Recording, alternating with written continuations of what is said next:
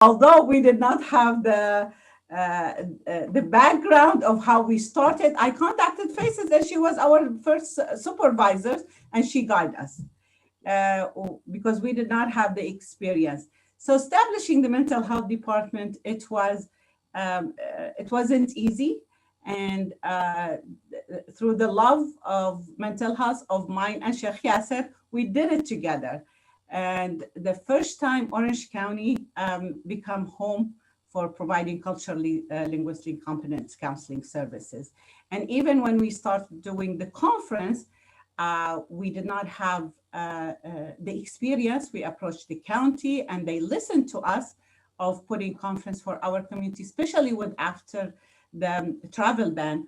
Our community was going through really hard time and a lot of anxiety, a lot of fears, so we need to calm down the community. So we did start this conference and they listened to us and immediately did fund us for the first conference. Was huge success.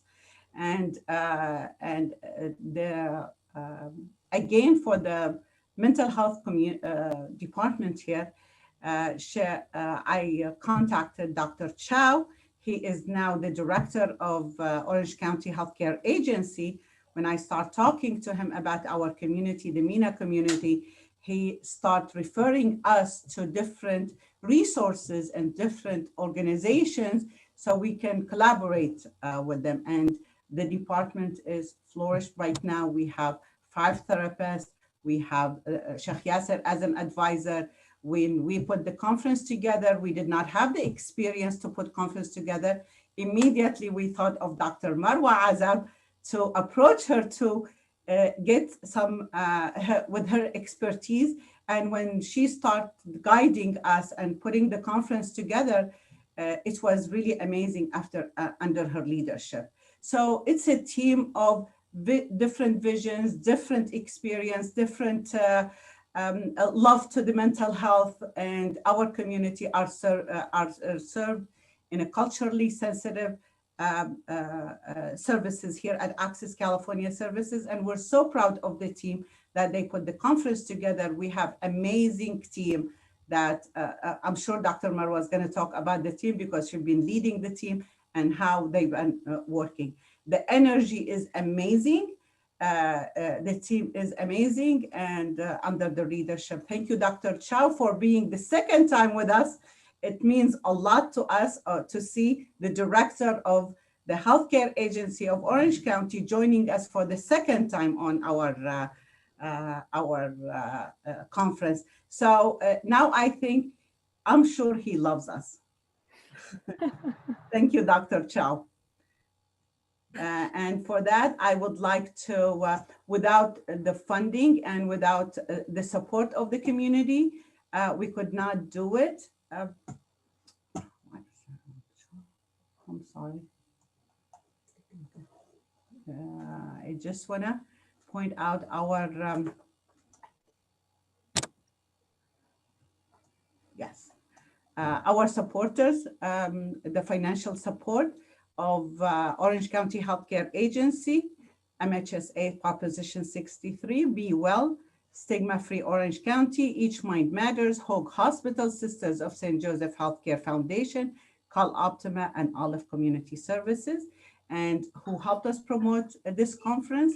Our endorsers, the Shura Council of Islamic Shura Council of Southern California, Muslim Public Affairs Council, Mecca, Omid, Islamic Center of Irvine, Islamic Institute of Orange County Islamic Foundation, Council on American Islamic Relations, Shia Muslim Council, Muslim American Society, LA, Bayan Claremont, International Health Initiative, Sabil, Refugee Forum of Orange County, Uplift Charity, Latino Muslim Unity, and as you see, so many organizations and big organizations endorsed this conference because they felt it's important that we talk about the mental health. So thank you, all the endorsers, all the supporters, and the sponsors. Thank you, and we'll talk again. I second what Nahla said. Assalamu alaikum, everybody. Yasser, it's your turn now. Good afternoon, wherever you may be. Good to have you with us. Dr. Chow, Nahla said that this is your second time. So we have a saying in Africa They say that if you visit once, you are a guest. If you visit twice, you are a friend. If you visit 3 times, you are family. So we're waiting for you, for that third time to be with us as well. Really appreciate, been with Access for so long, and I absolutely love the vision that Access has. But just to keep it as focused as possible, and just a shout out there, this is October Domestic Abuse Awareness Month. So we just want to say that this is part of what we like to do. Number one is to fight the stigma. Number two is to educate the public. Number three is to offer support to those who are going through mental health related issues along with their loved ones. And number four, something that we're absolutely very passionate about, to create activities and support policies that actually help those who are going through mental health related issues along with their loved ones. And this is what we have been doing at Access, and this is what we promise to continue, inshallah, to be doing at Access. And we're very grateful to all the collaboration that Nahla was able to do, different people cooperating with us. We understand fully that this is not a one-man job, and the more friends we have, I think the better we are able to help the community. So Dr. Chow, all of our sponsors and supporters out there, very grateful to this friendship that we have with you, and we hope that it continues. And I'm really, really looking forward to this. So it's back to you, Sarah. Likewise, I am just as excited, Sheikh. And yeah, I was thinking the same thing when Nahla went over the list of endorsers. It's really nice to hear that we have such a beautiful community who's inviting all these initiatives. I would like to take a chance now to welcome and introduce our chair of the Peace of Mind Conference, Dr. Marwa Azab. Dr. Marwa Azab is currently teaching for the psychology department at Cal State University, Long Beach. She's also taught for the biology department at University of California, Irvine. Dr. Azab has a master's in counseling psychology and a PhD in neuroscience. She writes for Psychology Today. Her blog is called Neuroscience in Everyday Life. Dr. Azab has spoken all over the United States, Canada, and Singapore. She's delivered 5 TED Talks. Her most recent TED Talk was titled, Are You Sensitive? Should You Change? Dr. Azab has been interviewed on the radio and various media outlets such as Vice Magazine, The Daily Beast, The Guardian, BBC, and the 49ers. Recently, she contributed to a short BBC documentary on uncertainty during COVID. Dr. Azab was also listed by VirgoWoman.com as one of the top 10 inspirational women. She has trained hundreds of mental health professionals on anxiety disorders, including post-traumatic stress disorder. Her academic research also focuses on anxiety disorders. Dr. Azab is a community advocate for mental health and has conducted numerous workshops at many mosques to reduce stigma. Most importantly, she is the mother of 3 children. What an impressive bio. Dr. Azab, the stage is yours.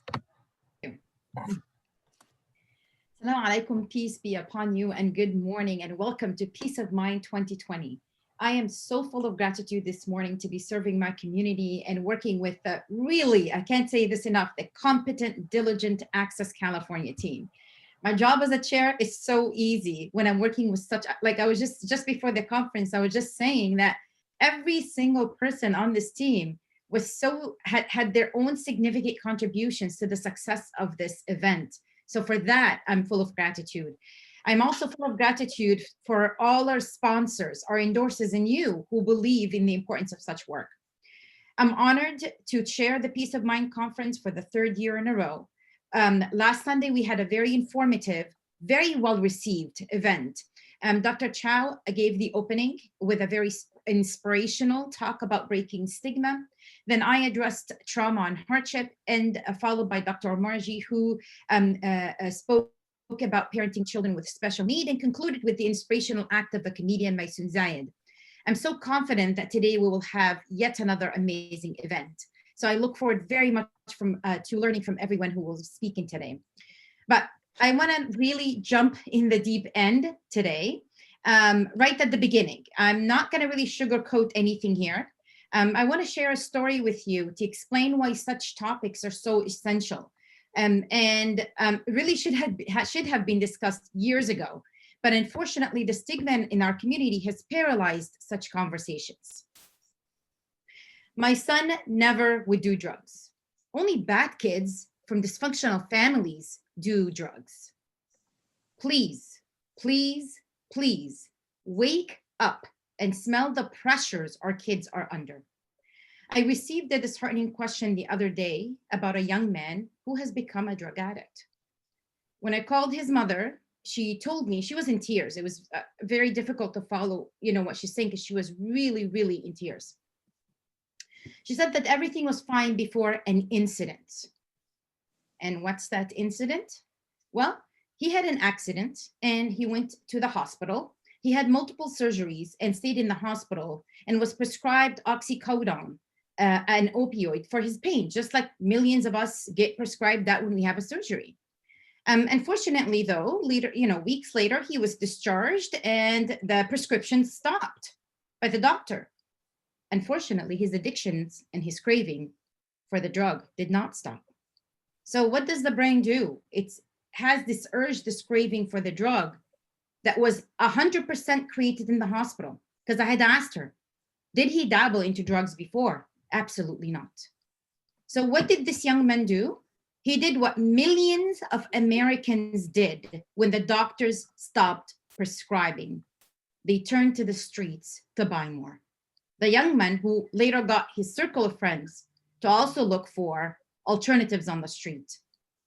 One of his friends, in fact, arrived at the emergency room lifeless. And he witnessed that. And in fact, he went to his own funeral. All of that was not sufficient to reverse this young man's addiction. Again, that was created at the hospital. By the way, these families are not dysfunctional. It's not a bad family. It's actually a practicing Muslim family. So the opioid epidemic that has affected millions of Americans did not skip Muslims, did not skip Middle Easterns, did not skip the uneducated, did not skip the educated, did not skip anybody. And fortunately, this is not a rare incident. A year ago, I was at an Islamic conference mass. Two women approached me in two isolated times. One about her brother who is in his 40s, who is addicted to prescription drugs. Another about her young son, who pretty much at that point was deep in, who was addicted to cocaine. By the way, that young man I was telling you the story about, he has tried to get help. He did try rehab centers, and every single time would leave after a few days. The reason, quoting from his mother, is because these rehab centers lacked the cultural, spiritual aspects that he desperately worked for, was looking for. Please, please, if you're a person, for a young and upcoming person in this community and looking for a career, we need substance abuse counselors. Very much needed. The person suffering from addiction will get better when his recovery is wedded with the merciful, accepting teachings of Islam. Note to all the amazing parents out there, never, never, never be sure that your kid will never try drugs. And instead of judging parents who are going through the struggle, extend a hand of compassion. Little factoid, a big portion of the people on the street who are using heroin actually first started by misusing prescription drugs. Medicine or poison, not always clear, but I'm sure many of these heroin addicts today that started their journey at the hospital would have loved to hear today's event and the information from today's event. So before they got very deep in things. This is why we need to start this overdue conversation. It's my absolute pleasure to introduce Dr. Chow to facilitate the starting of this conversation. He has generously agreed to speak both Sundays, and I'm so, so happy that he did. And I'd like to introduce him. Dr. Chow is currently the director of the Orange County Healthcare Agency and the County Health Officer. His past positions include Regional Executive Medical Director, Southern California, Region Providence Health System, and Senior Medical Director for Health Services, LA Care Health Plan. He was also the co-principal investigator for a multi-year Center for Medicare and Medicaid Services Innovation Grant in transforming clinical practice. He started his career in the public sector, working for 13 years for Orange County Behavioral Health Services. He's also a lecturer for the UCLA School of Public Health, an associate clinical professor of psychiatry, and the director for the Transcultural Psychiatry Curriculum at UCI School of Medicine. Appointed by the 23rd U.S. Secretary of Health and Human Services, he served on the Interdepartmental Serious Mental Illness Coordinating Committee from 2017 to 2020. He obtained his medical degree from University of Minnesota, PhD in clinical psychology from Chelsea University. He has conducted international trainings in areas of healthcare integration, healthcare, trauma, cultural competency, and mental health policy. I'm so honored to introduce him today. Please. Thank you so much. Thank you, everyone. Welcome. I know that we have international attendees, so it's very hard to say good morning. So I'll say good day and salamu alaikum to all of you. I'm so impressed and so proud of this conference, as well as the organizer. So yes, just so you know, Nala and I are family. We're not just friends. Nala knows that. So for those of you who are returning today, last week was very impressive. I mean, our speakers talk about trauma, resilience, and special needs children. And today continue to be amazing. The topic of addiction is dear to my heart. As Dr. Azab mentioned earlier, this is one issue that for our ethnic community here in America, something that we are have not been ready and not willing to talk about. And I think a lot of it has to do with the stigma within our own country, within our own cultural group, but also the shame of, well, you hear, many of us came here, many of our ancestors, many of our parents came here for an opportunity. And so when something goes wrong, how could you publicly talk about it within your own community and within the larger American society? But I want to tell you this, if you don't get anything, this is what you need to know. Addiction is a brain disease. Addiction is a brain disease. Addiction is an illness just like any other illnesses: diabetes, high blood pressure, obesity, depression, etc. So there's no shame in having a condition, a health condition. You need to take care of it. You need to make sure that you support individuals who are living with addiction. And the reason I say living with addiction is, one, you have an addiction. It is a lifelong condition that you must treat, that you must take care of, just like when you have diabetes, just like when you have high blood pressure. It's a lifelong condition. Currently, we have no cure, but we have effective treatment. That's the most important piece, is we have effective treatment, and we must accept treatment. For all of us who from a cultural and ethnic minority group in America, this is not good enough to just have effective treatment program, because when you're done with a treatment program and you need to reintegrate back into your community to function, to be to living to your potential, the community itself must also be merciful, be supportive, and be encouraging, and be inclusive, and welcome the person back into that community with open arm. And that is the most important piece for our group here. So the conversation should be, how do we destigmatize that within our own community to welcome individuals who have a medical condition called addiction to combat, to be part of the community, to function well in the community, to participate in the community, and be a role model for many to come, right? Prevention also works, but we do know that with stress in life, there will be individuals who are going to enter into this cycle addiction, and they're going to get that disease, and we need to be ready to support them. This is so timely, because during this past at least 6 to 7 months of COVID, we know addiction has increased because people are locked at home, people are staying at home, people are not able to see their family. So people are losing their job, people are isolated. So the risk is really high. If you have an addiction condition, this is a time for relapse, right? And so I so appreciate Access Services for creating this forum today to talk about this very issue.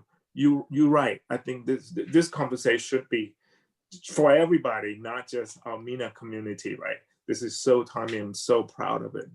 I'm not going to go on and on because you want to listen to the lineup speakers that we have. I mean, this is fantastic. So have a good time, learn a lot, but remember, again, addiction is a medical condition, and we need to make sure that we do not create more stigma, and we need to welcome people with this illness fully so then they can recover, they can live their life potential. So thank you so much. Very insightful words. I really do appreciate that.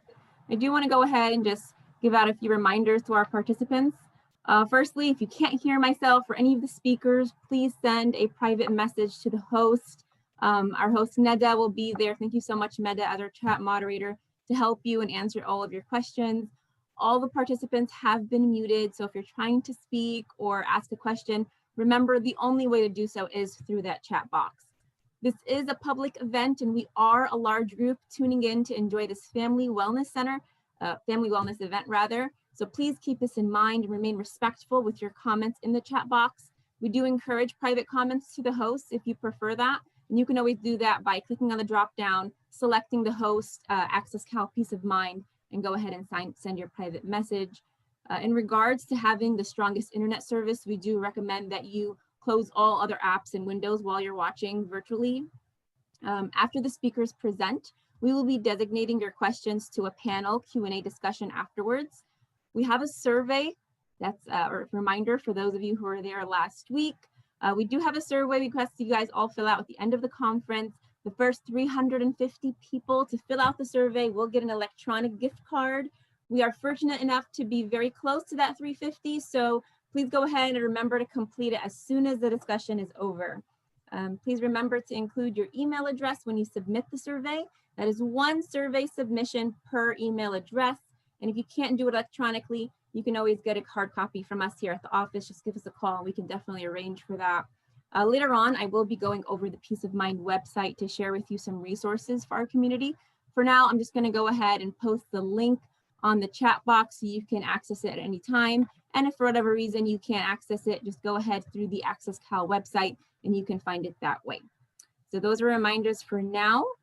Next, I want to reintroduce Dr. Azab to come back and introduce our panelists for today's events.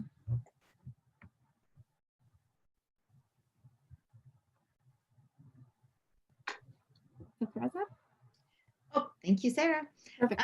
Okay, we are going to start first with Dr. Naeem. Dr. Halim Naeem is a leader in the Muslim mental health movement. He has sat on multiple boards of organizations ranging from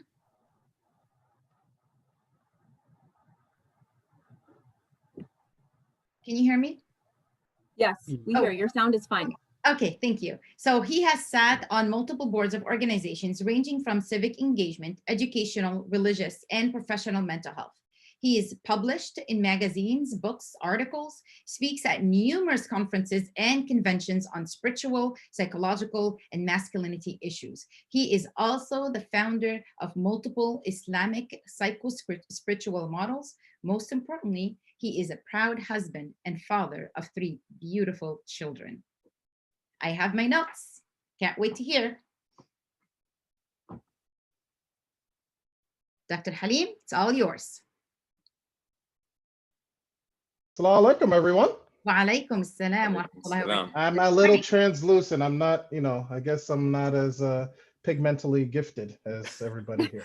So It looks pretty cool. it looks, I don't know if you want, but I did the lighting and everything. So if you don't mind seeing me in multiple dimensions, that's okay. Inshallah. I thought this is because you're so technologically savvy that you look like it. Yeah, I guess I glitched myself apparently. All right, so apologies. They said that the lighting is very sensitive. I have a solid background, but I just wanted to, if it's disturbing, I could do it another way, but if this is okay, then, you know, is this cool? We can get moving? All right, let's go.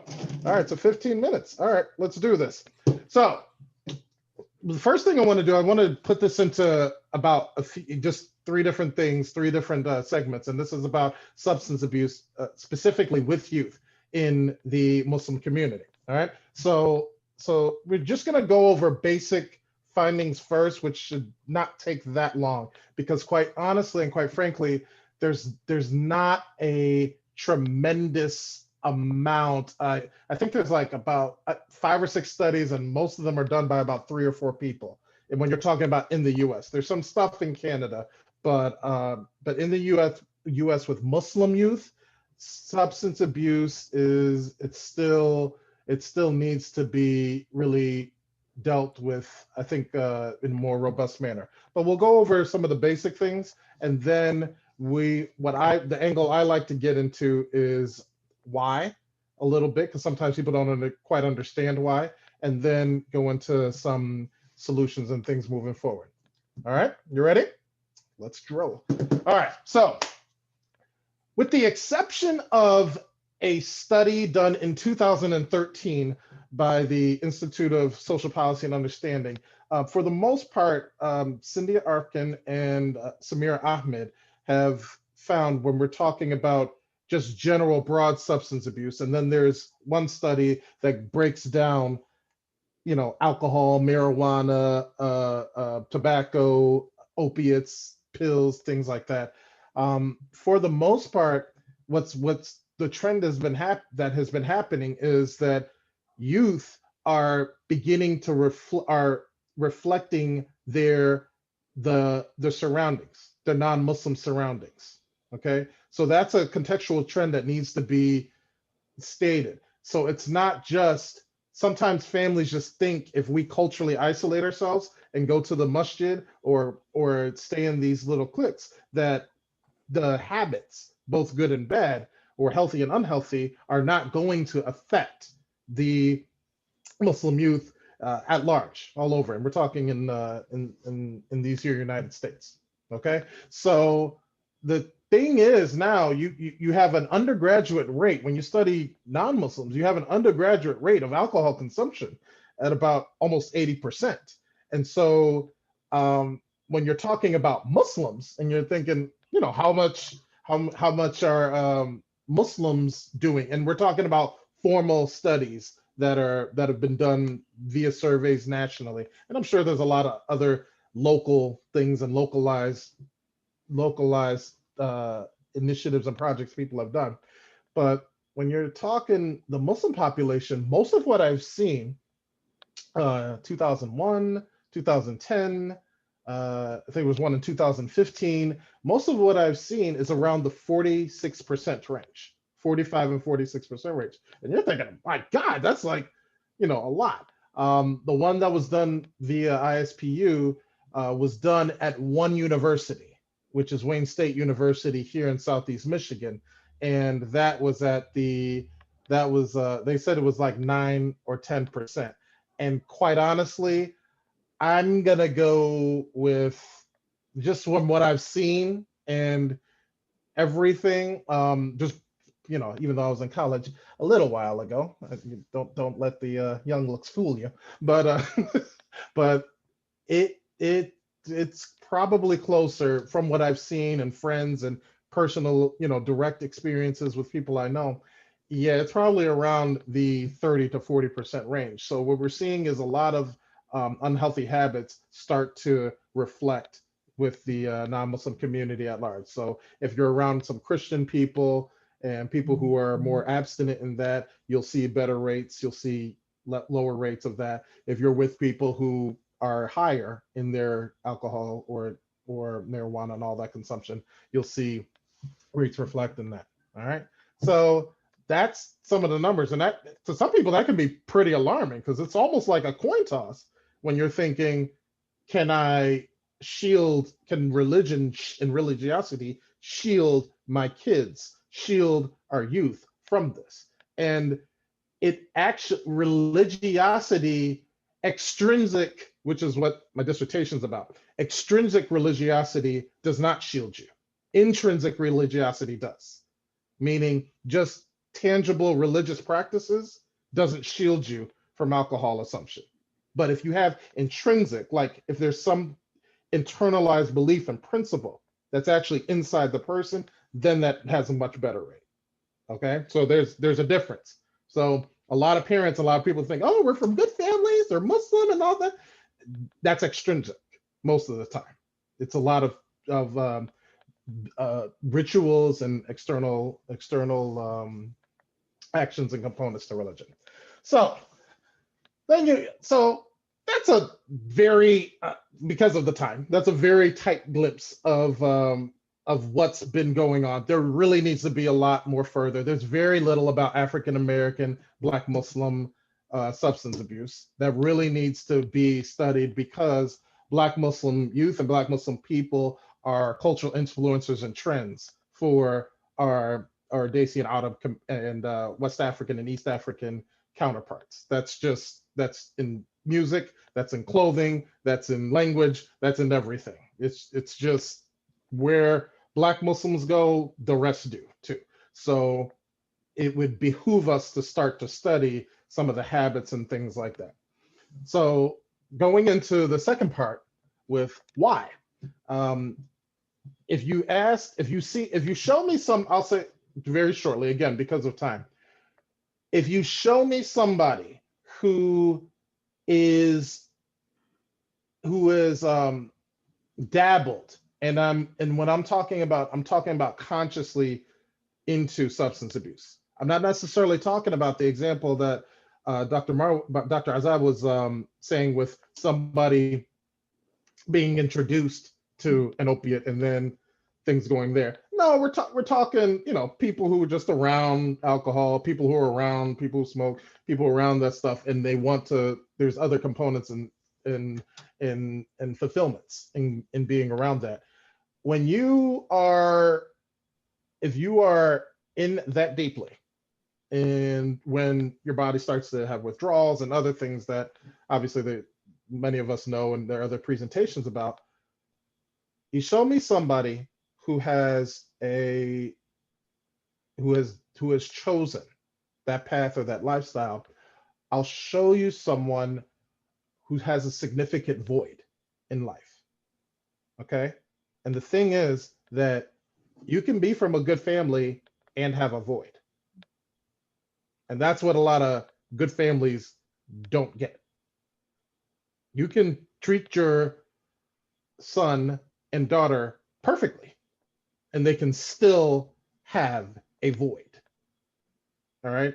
So this needs to be a take-home message that for some reason, thinking that I've shielded my family from any unhealthy tendency, principle, behavior is this invincibility shield that nothing else can come and creep inside. Okay. Sometimes we parent a little too well. Sometimes we make things a little too easy. Sometimes we don't build enough resilience. So it's very important to look at what's beyond it. Because when people come to me, people bring their kids and families and everything, and they want to just come at the behavior. And they only see an issue from the behavior.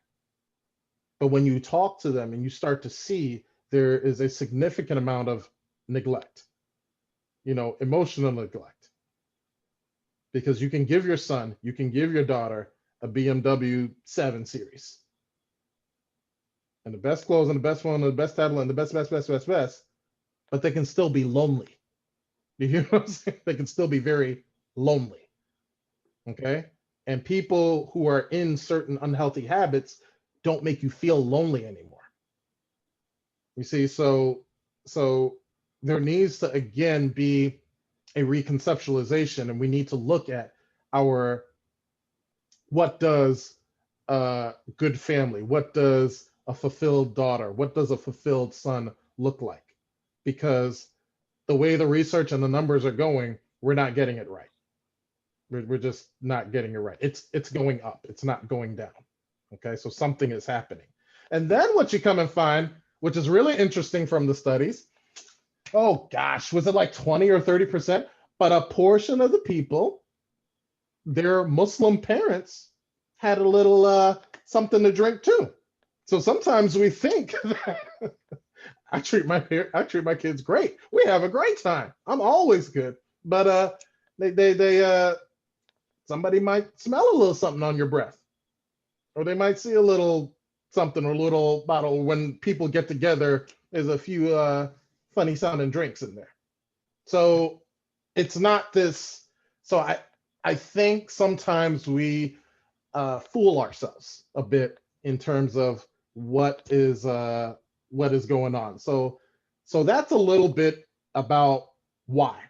And moving forward, in terms of resolutions, you want some things to really do, some things to move forward, and some different angles to start to attack now that are not typical.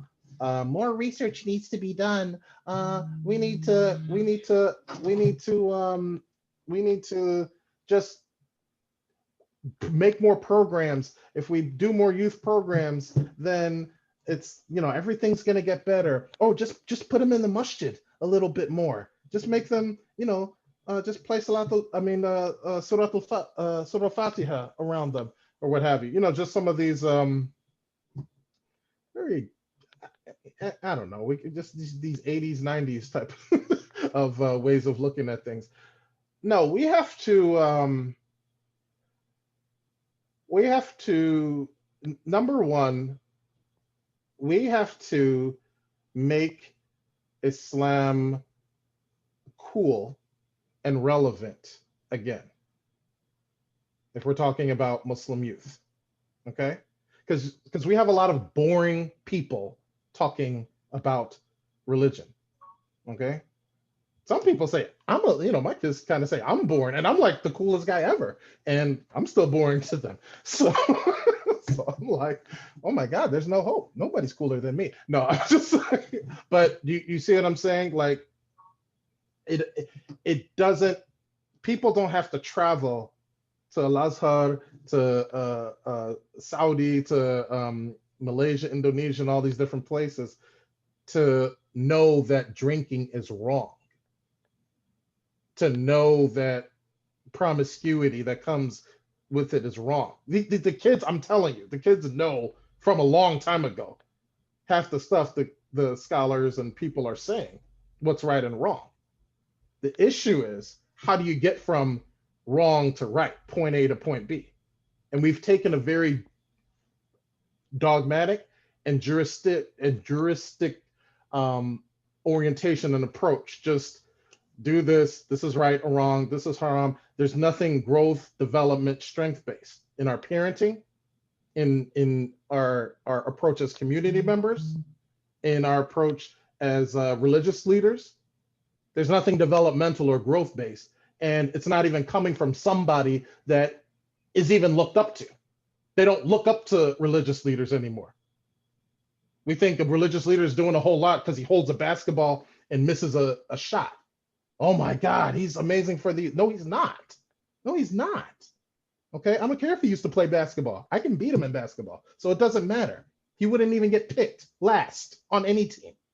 Okay, I'm just being virulent honest. This is, I'm not relevant to people 20, 25 years younger than me. And I'm like more relevant than 90% of my peers. So what are we doing? That's one. The second thing is we have to really look at, we have to have a stronger look at African-American Muslim youth. I've said that before, and I've said why. And then the other thing is the way we package or present Islam in other ways, in terms of marketing, in terms of investing in media, investing in little short snippets. I don't know if you guys remember, some of us are old enough, some of those, the more you know type of things, some of those very short things in the 90s that used to just give good positive messages and everything like that. We have to get where their faces are, and it's on the screens right now. It's on the cell phone screens. And we got to make it cool in marketing. And our Christian counterparts are light years ahead in terms of this type of stuff.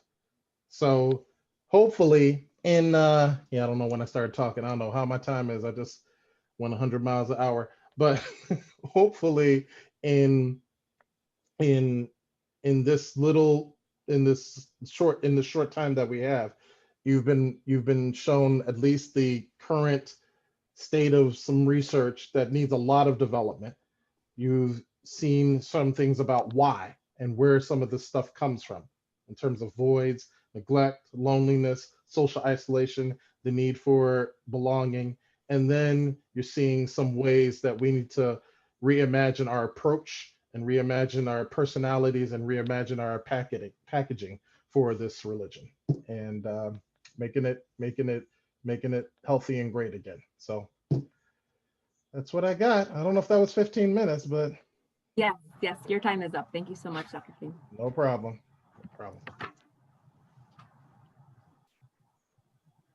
Dr. Marwa, would you like to introduce our next panelist for today's session? Yes, I would. So thank you so much, Dr. Naeem, for the information and the sober, reality of some of the youth in our community. And certainly, like you said, it's not like research needs to be done. Well, we need to contribute to the solutions here. So thanks for pointing out to some of these solutions. I would like to introduce our next panelist, Sheikh Yasser Fazaghab. He is a licensed marriage and family therapist.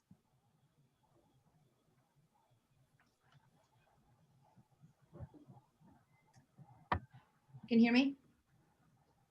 Yes, now Oh. your sound is back. Okay. I thought you were done. Oh, no, there's a lot more. Alhamdulillah. Okay, he is a licensed marriage and family therapist. He is the mental health advisor for Access California Services. He is an inspiring multilingual speaker sought after across the United States through Canada to the Middle East and Far East. He has helped many families with different challenges in life, such as domestic violence, communication problems, marital problems, generational gap, difficult teens, mental and personality disorders, divorce, grief, and single parenting, among others. Sheikh Yasser has a bachelor's degree in Islamic studies from the Institute of Islamic and Arabic Services in Virginia, and a master's degree in marriage and family counseling from the California State University of Long Beach, and that's where I teach. So it's all yours.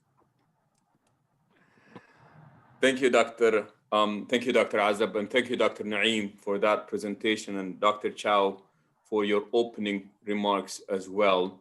Sheikh Like you said, Yasser, thank you for saying Dr. Azab. Everybody has been calling me Azab the entire conference. Azab, and it's not Azab. Azab in Arabic means pain.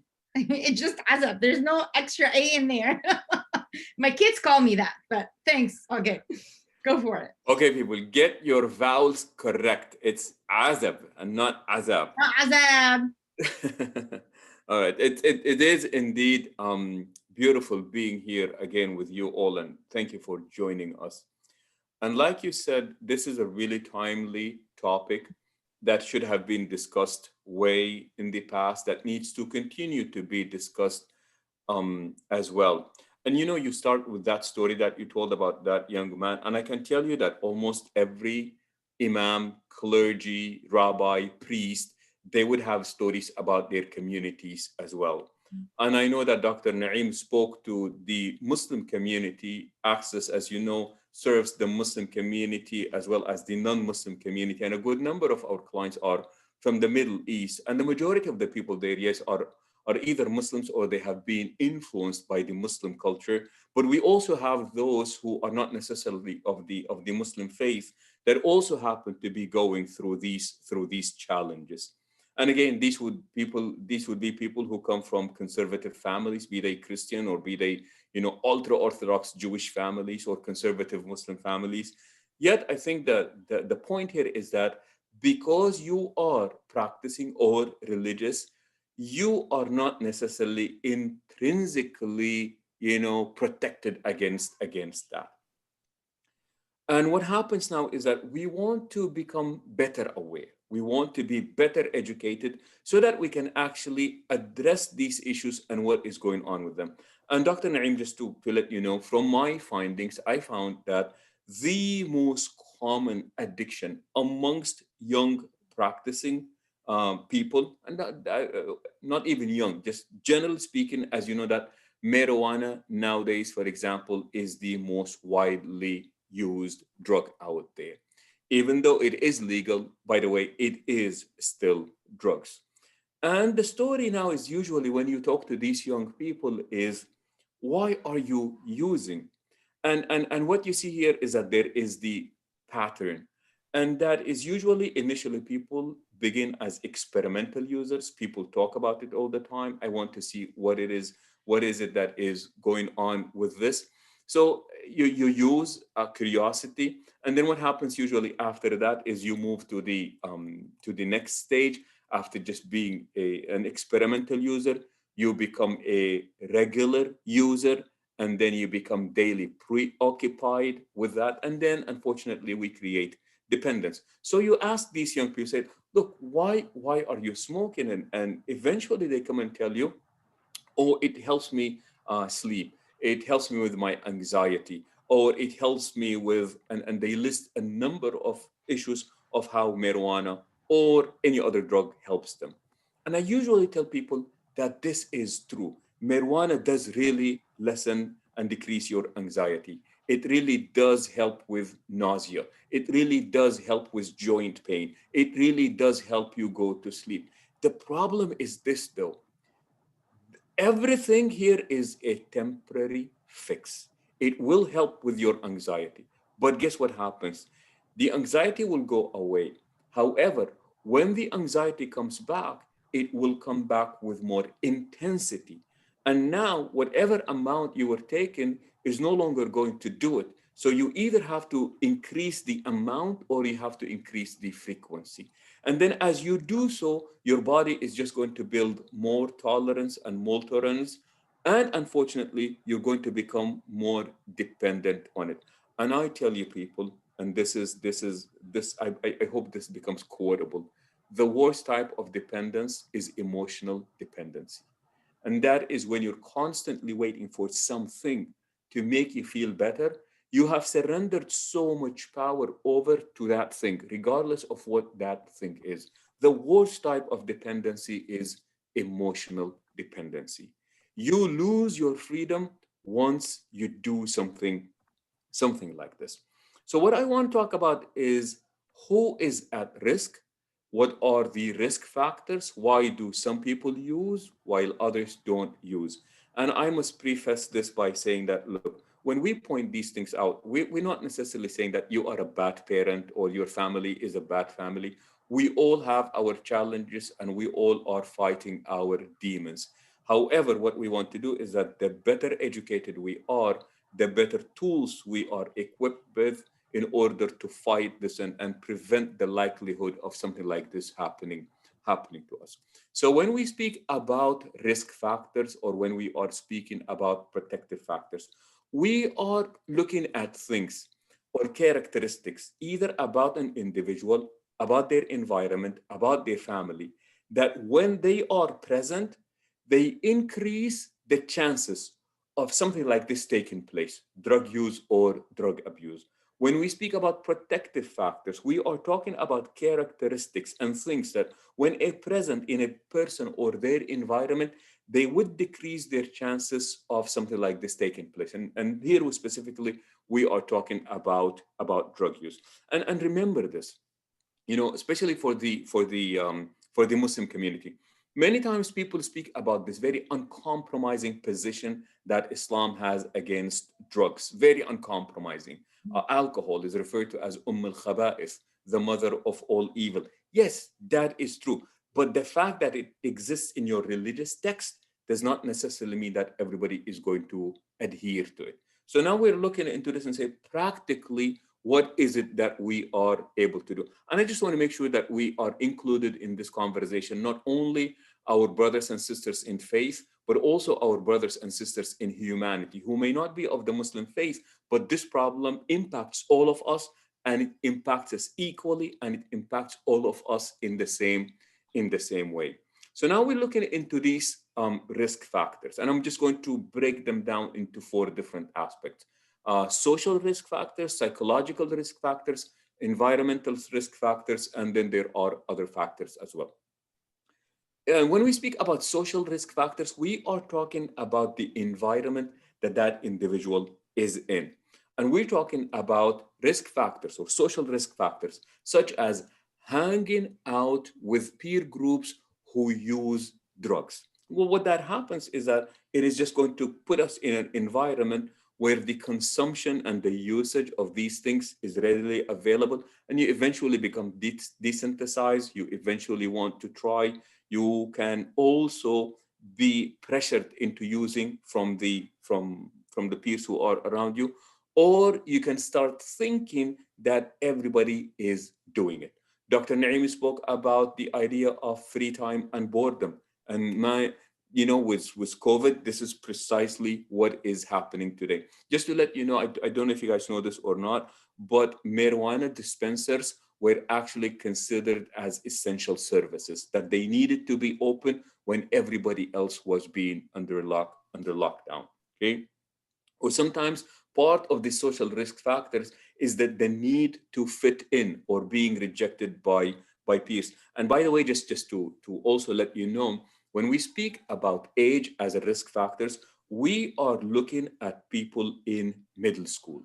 Remember, we did a similar event before, and we asked people, as far as when do you think kids are exposed to something like this?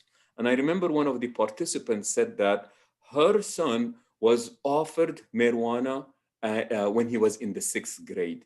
You know what that means? That we need to start having these conversations with kids at a much earlier age than we are right now. Because the younger the person is, the higher the risk they are in. And also remember that 11 to 13, what happens is that during this age group here, is fitting in is so unbelievably important, that your peer group is so important that you want to be part of them, to the point that you would be willing to try to do whatever it is that they're asking you to do, and that puts them at a greater risk. So we would say that fear of being rejected by your peers or by your groups. So we look into this and we would say that this individual has a lot of social risk factors that makes them more likely than others that they might end up in pursuing something like this. So these are the social risk factors. Then there are the psychological risk factors. Now we're talking about the individual themselves. Social is the environment, the social environment around them. Psychological, we're talking about the individual, such as their own attitudes and beliefs regarding drugs. Maybe they don't think drugs are a big deal. Maybe it's not, they're very, passive about it, their personal values. Or sometimes it's also about lacking self-confidence, the inability to say no, curiosity about using drugs. Sometimes, unfortunately, high stress, depression, anxiety, or what we would say is that the person having poor coping mechanism. Let me say what I mean by this. When people usually ask me about marijuana or any other drugs, I say, but it really does work for me. I say, yes, it does work. It is a coping mechanism, but it is a very poor coping mechanism that helps you temporarily. But in the long run, what it will do is that it will absolutely rob you of your own independence. Moving very quickly with the other risk factors. We're also talking about environmental risk factors. This is a big one, people, okay? Access to and availability of drugs. And I know I keep just mentioning marijuana. Marijuana is legal in a good number of states at this point. That is going to become a problem as well. Neighborhoods where these things are readily available. Community norms. Dr. Naeem spoke about, if it's done in the house and everybody is just doing it, that becomes an issue as well. Chaotic family life. That is a big problem because people say that, look, it doesn't feel as good at home. So people want to be outside. Being outside in an environment like this in psychological risk factors and social risk factors like these, they would make the individual more at risk. Poor adult role models. That is another issue as well, or unfortunately, sometimes just people who lack respect for authority and parental authority. Very quickly, other risk factors, having a biological family member who is drug dependent, speaking about genetics, traumatic experiences. Dr. Azab spoke about this last time. People who are not doing well at school, that is also another risk factors. And also, if people started using drugs at a young age, what happens is that puts them at more risk. But here, I really must give this warning. The number of risk factors present is a more powerful predictor of problem behavior than the specific risk factors themselves. In addition to that, some factors may be more powerful than others at certain stages of people's lives. So you can go through that and say, look, this was not really a big deal, but this at that point happened to be a bigger deal than others. And of course, the protective the protective factors are just going to be the opposite of everything that was spoken about. Very quickly, what do you do? Especially young people, make sure that you become very selective as to who you choose to be in your friend. I believe that this is part of self-respect. Who are the people that you choose to have, in your company? That is very, very important. If you are a parent out there, please be there. Get involved in your kids' lives and activities. Open the lines of communication and keep them wide open. Set good examples. Set rules that are actually enforceable, that are reasonable, rules that actually have consequences. Monitor your child's whereabouts. Maintain family rituals. Definitely incorporate religion and spiritual practices into the family life. Again, get dads engaged and keep them engaged. Engage the larger community. This is really, really brilliant. Research also shows, was a really interesting one about teenagers, that these teenagers, they tend to behave a certain way when they are around their peer group, and they would behave differently when they are no longer around that peer group. But what we're hoping for here is that you get these like-minded people in one group, and that just makes these things easier. You no longer have to believe that everybody is doing it, everybody is engaged in it, because the reality that you will see is this is no longer the case. A couple more points, inshallah, and then I will stop. So remember, we said that it is most dangerous when young people are entering middle school, around puberty. There are many changes that are taking place, and there are also a lot of unresolved curiosities that are taking place. High school, that is the time of individuation, especially senior year, after school hours. You want to pay more attention to these things. Family disruption, please make sure that somehow the kids are protected against it. It could be in the form of divorce, family problems, death, or trauma, because we want to make sure that we protect our kids from as many of these things as possible. And again, the most important part is to become aware, get to know what are the warning signs, how do you know if somebody is using or not using. And what we're hoping is that we're not claiming that we will be answering everything in this, in these 15 minutes. But what we want to do is that initiate a healthy, open, and a frank conversation about this. And in the process, hopefully, we've given you some tools to be able to use. And I am going to stop here, hoping that we will enrich this further by conversations and the question and answer session, inshallah. Okay, thank you, Sheikh Yasser. As always, so enlightening to hear from you. I do appreciate that. Can you give me a thumbs up? Can you hear me? Because I'm not getting a reaction from you, Sheikh. Perfect. Okay. Everyone, I actually just want to go ahead and take this time while we're waiting on our next speaker to get on and go over some resources with you. I hope that's okay with everybody. share my screen. Okay, Peace of Mind website. Neda has already put this website in the chat box. So I'm going to go ahead and help you navigate through it. Obviously, this is the home page, and register. You know how to do that because you wouldn't be here if that wasn't the case. Remember the survey, the first 350 people to submit a survey will get an electronic gift card. I can't give you details about where and how much, but I will tell you it is definitely worth it. Secondly, the agenda, we went over it with you all from last week, and from this week, we are yet to hear from our last speaker. Then we're going to have discussion, and after that, we are going to be hearing from our celebrity comedian. Super excited for that. If you're wondering to hear a little bit more or know a little bit more about the bios of our speakers from today's and last week's, as well as the previous speakers from prior conferences, this is where you can find their information. You can actually click on their picture and you will read a full bio on them, along with the celebrity comedians. But I do just want to bring your attention over to the resources. Super important, because you may or may not know what is available to you.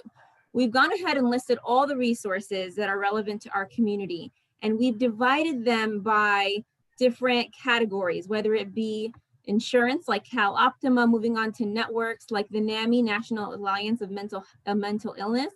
These are all collaboratives that offer you a plethora of services.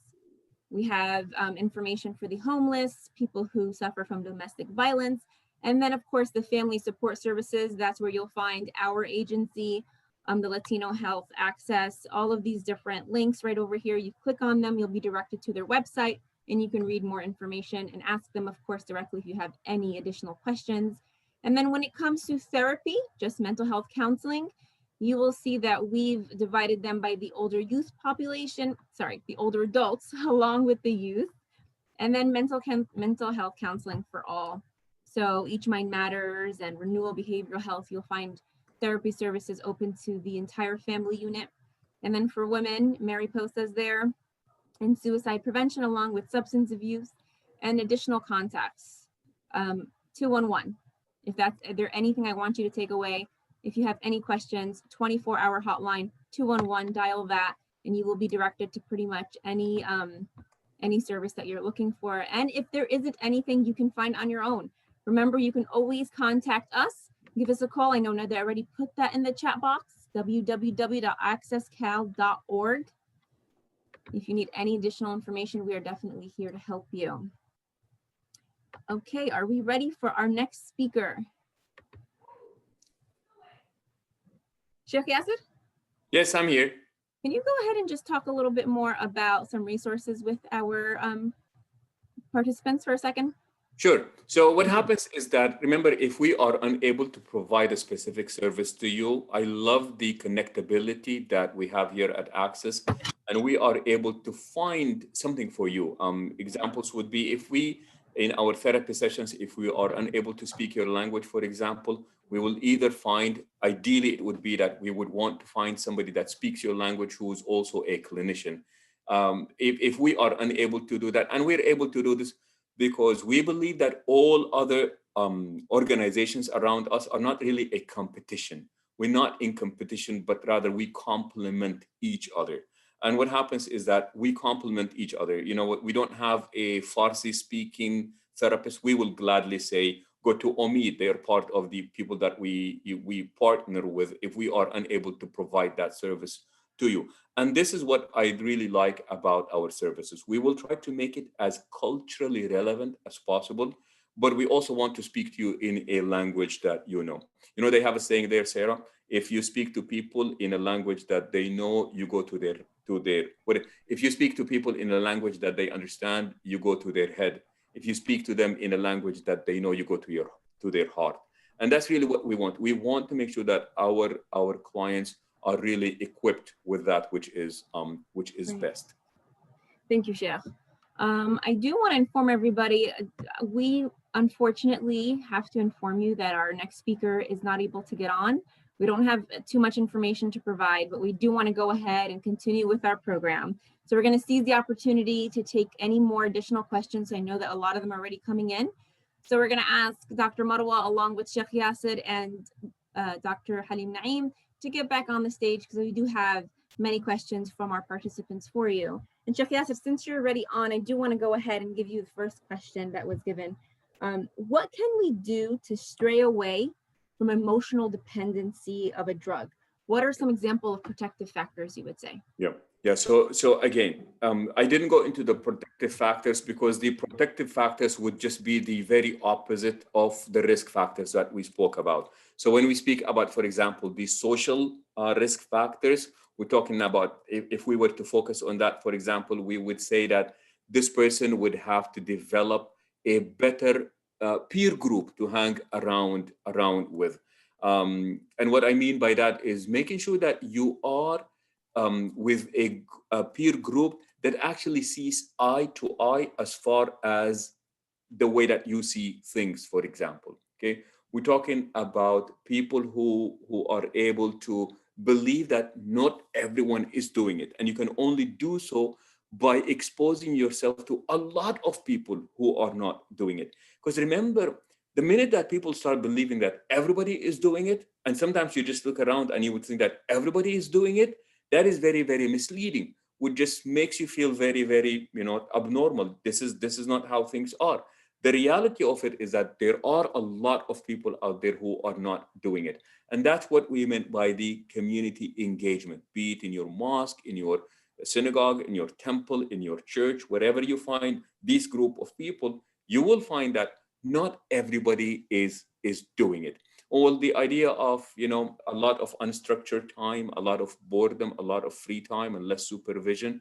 So these would be risk factors, and the protective factors are going to be that. But to answer that question more directly, we're talking about this idea of emotional dependency. I mean, just think about it. And this is absolutely crazy.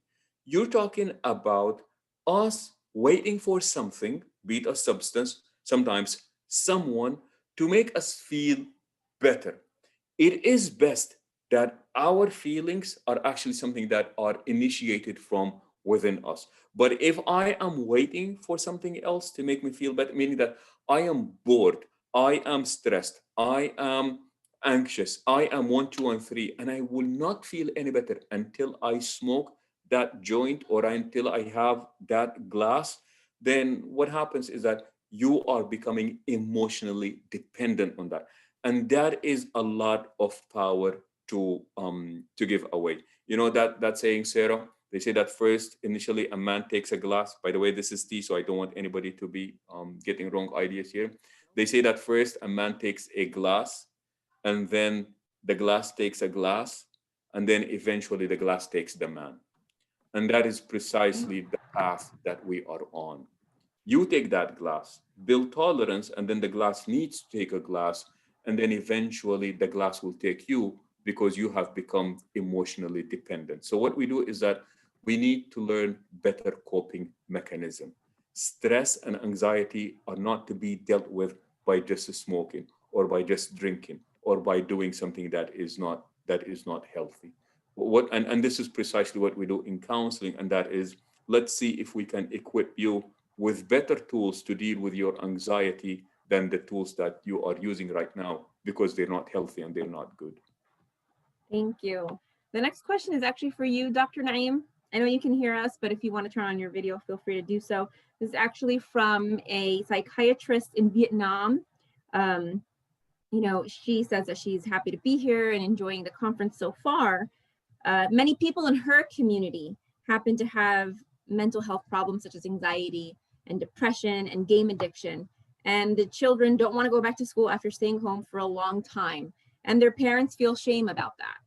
So the question is, do you have the same problems in your country? And of course, we know you just said yes to that. And how do you deal with that as experts? And of course, she thanks you and looks forward to your response.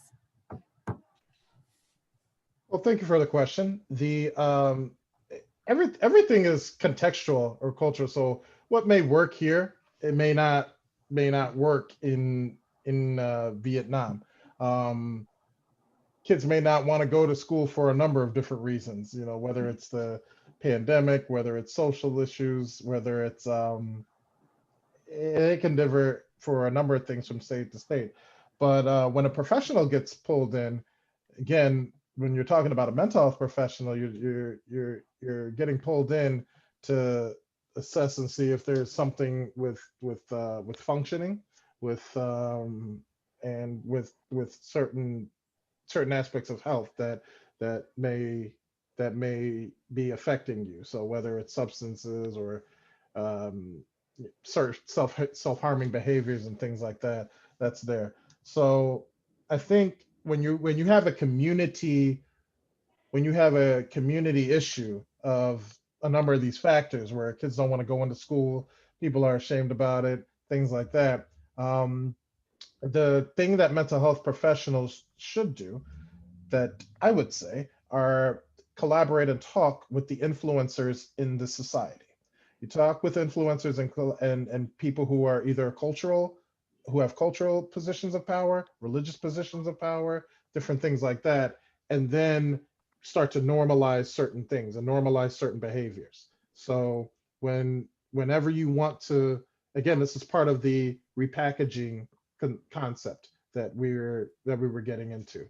So it's about identifying who's important in young people's lives, who's important in parental lives, and then seeing how mental health professionals and influencers can make a connection and bring a powerful message to society. Dr. Naeem, though, I think part of the question was alluding to the notion of stigma, that sometimes the idea of the parent feeling shame is not something that they want to be exposed to the community. And part of that is talking about the hindrance to why people don't seek mental health.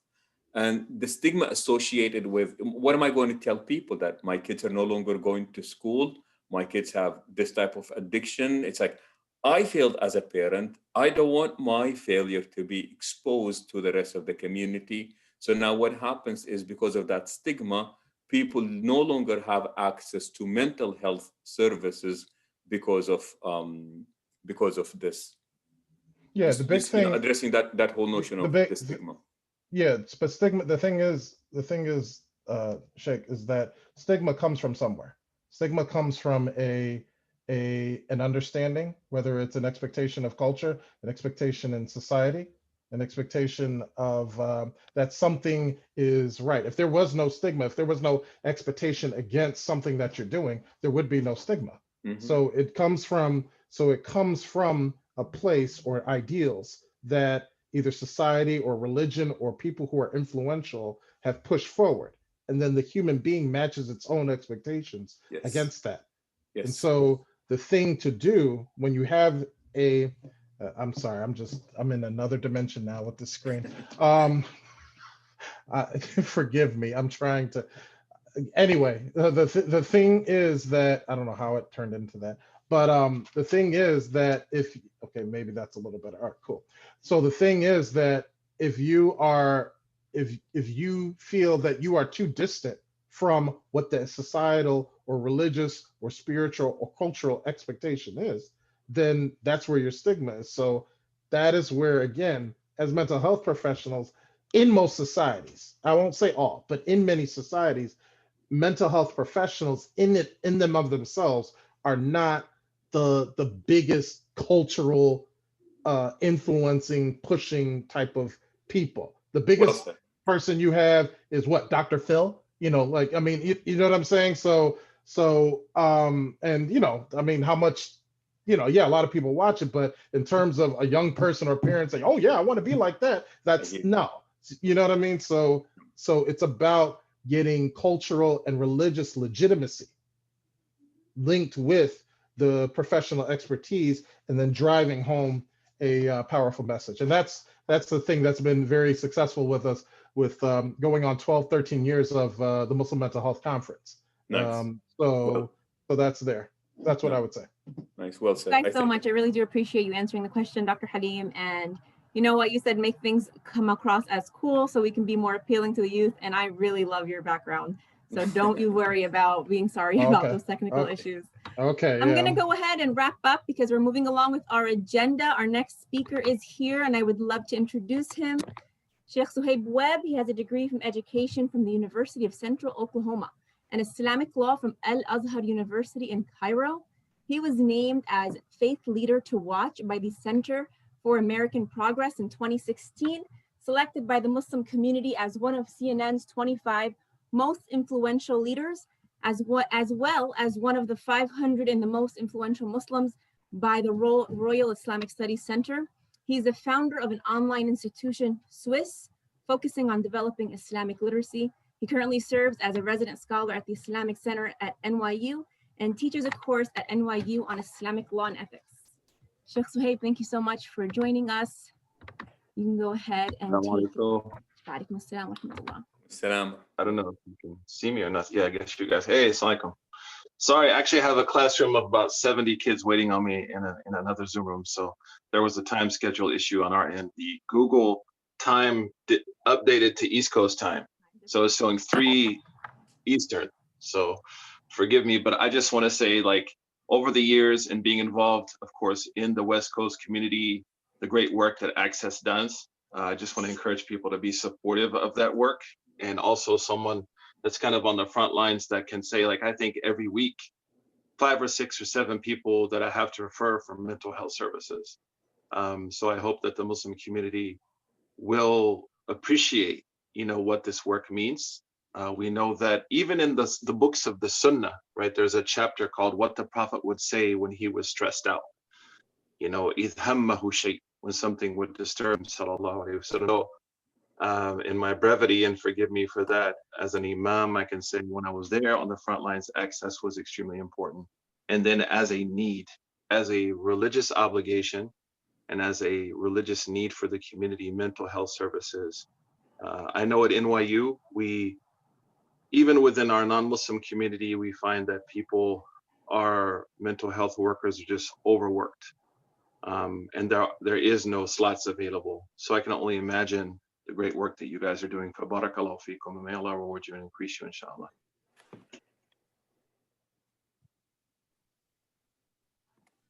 Sheikhna.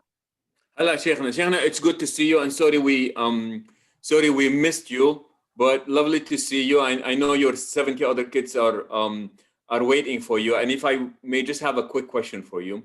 You speak about NYU, and these are, university kids, a lot of pressure on them. Some of them first time maybe leaving their families. There is that loneliness and cultural issues maybe going on. And what have you been noticing, and what are you doing about it? So COVID-19 substance abuse. Yeah. On the issues of substance abuse, so that's what I understand is kind of asked to address. I think number one is that what I've noticed is that families that have clear communication structures are best suited to deal with any problems of substance abuse. Number two is whether it's a relative or friend, someone usually influences a young person to think that it's acceptable. So there is someone that they're impressed with who may even be like generally not a very successful person in life. But the young person sees something in them, they relate to them, they identify with them, and that person becomes a negative influence.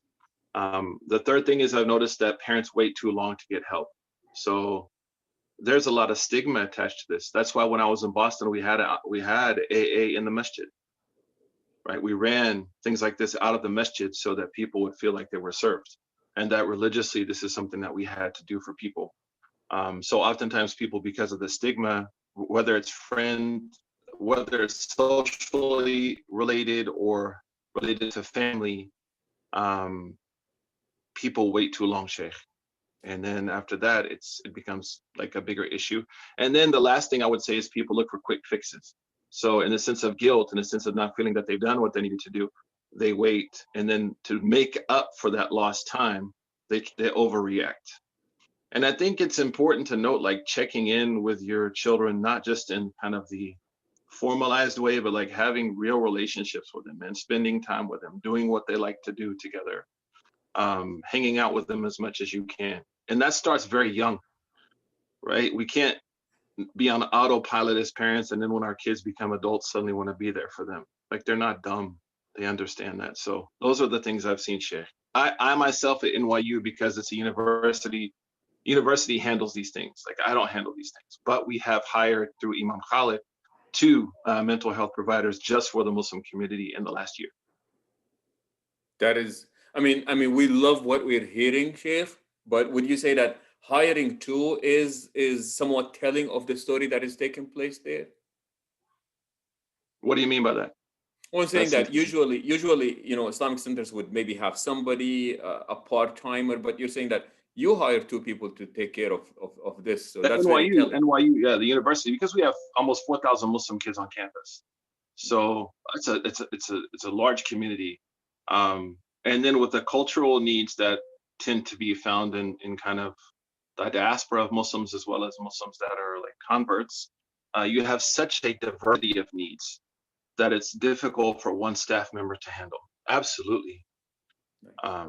Absolutely. So even looking for staff members who represent different cultural articulations within the community, I think is an important strategy, especially when people don't speak English or they struggle speaking English. Nice. Well, thank you so Really much, good to hear Sheikh from Suhaib, for joining in and for those words of wisdom. Really, really appreciated your time and jumping in to share that. I think also another issue is like what I've noticed is like with the popular culture now that drug usage has been really kind of sanitized.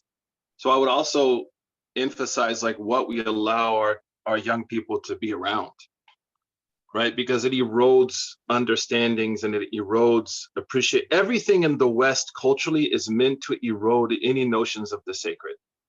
Like we just have to be honest. To be a faithful person in the academy, you guys know this as mental health providers, to even mention God, right, can be considered like you've gotten lobotomy. You know what I mean? To be considered as though you are somehow mentally compromised in many circles. So take that to the grassroots where people are engaging in things which feel good and are fun.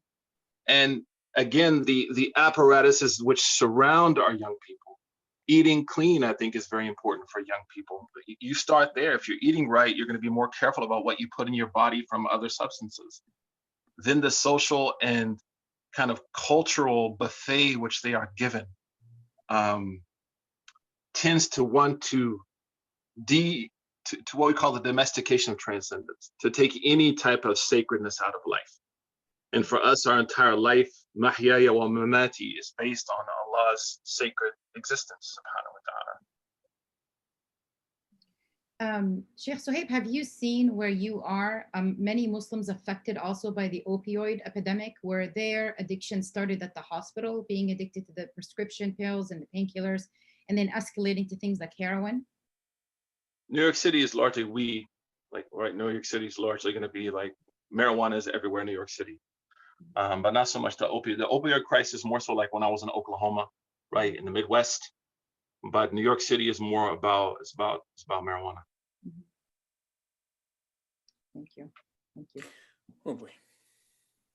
It was great to hear from you, Sheikh Suhaib Webb, and I was fortunate enough to actually visit NYU's campus and join them in Friday prayer one time, and I was taken back from the large Muslim community. So it's really good to. I got 70 kids that are gonna get really upset in a minute. That's okay. Sorry about that, Sheikh Yasser. My apologies. You're good. Thank you for joining us, Sheikh, and salam to the kids. I really appreciate the. Take care. Thank you, Suhaib.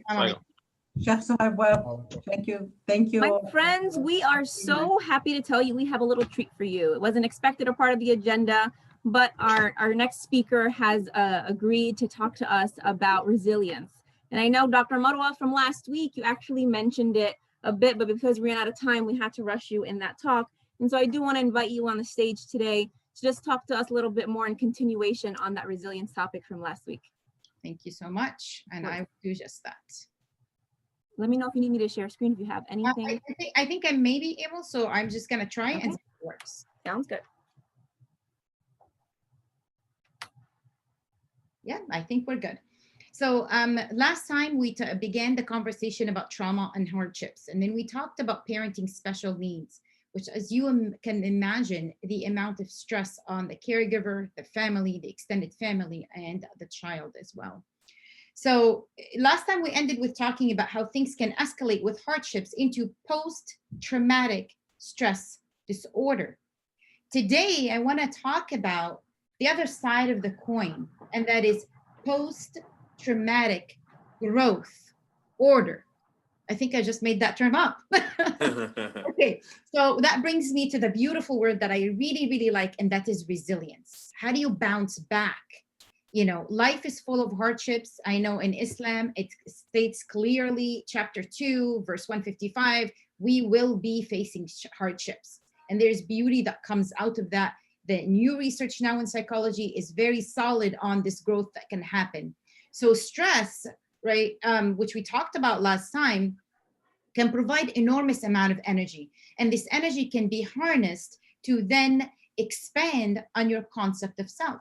In fact, sometimes the hardship or the trauma shatters you in so many pieces that there isn't a big enough piece to remember who you were as a person before that hardship. So you can't even glue it back. So then the trauma invites you to even rebuild yourself as a brand new self. Many people after the trauma, they're like, I just want to go back to my old self before the trauma.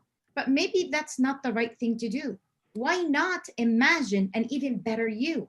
Why not look for different ways to rebuild yourself?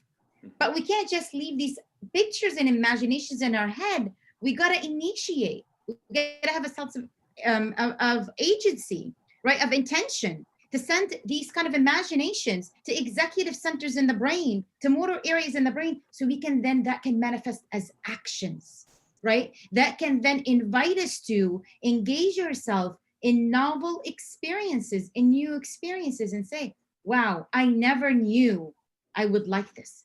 I never knew that this would be a part of me. And the trauma or the hardship is a chance to redefine yourself, to redefine a new you, that it puts a stop in your routine. You think of yourself, of your world, of your friends, of everything, what A, B, C, moving is a routine, and trauma is a full stop to say reconsider again. You need tools, and some tools make you graduate from trauma and hardship a bit more resilient, such as learned optimism or learned positivity. This is something that you can learn. Lots of tools available on how to learn to be positive. I'm not saying this is easy. This is very hard. We talked about intrusive memories. We talked about flashbacks. We talked about nightmares. Not easy at all. And of course, secondary to all of this, people might self-medicate with painkiller, with prescription pills, with drugs, with unhealthy relationships, with unhealthy dependencies. So along this journey, I highly recommend that you seek counseling, right? And then within our community, having someone who's culturally competent, linguistically competent, from Access can help you through this journey. So don't feel like it's shameful to say that I can't do this alone. You shouldn't have to do this alone. This is a big problem that requires many people to help you solve it. You have to engage, right? Many people after a trauma, they isolate, but actually they don't, they punish themselves by socially isolating. But loneliness can be detrimental and can actually shave off years from their life. So if, if the letters of resiliency can remind you of anything, keep these few words, in kind of like maybe on a paper or something, and just remind you every time you go through a hardship, this is doable. Nice.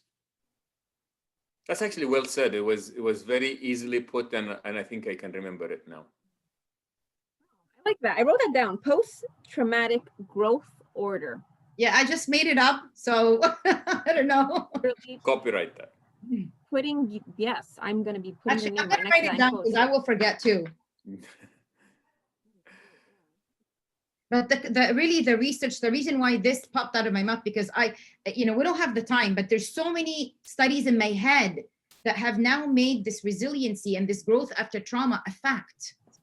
Not something that it's in the imagination or in philosophy or poetry. No, it's now a fact. Nice. And everybody can learn this.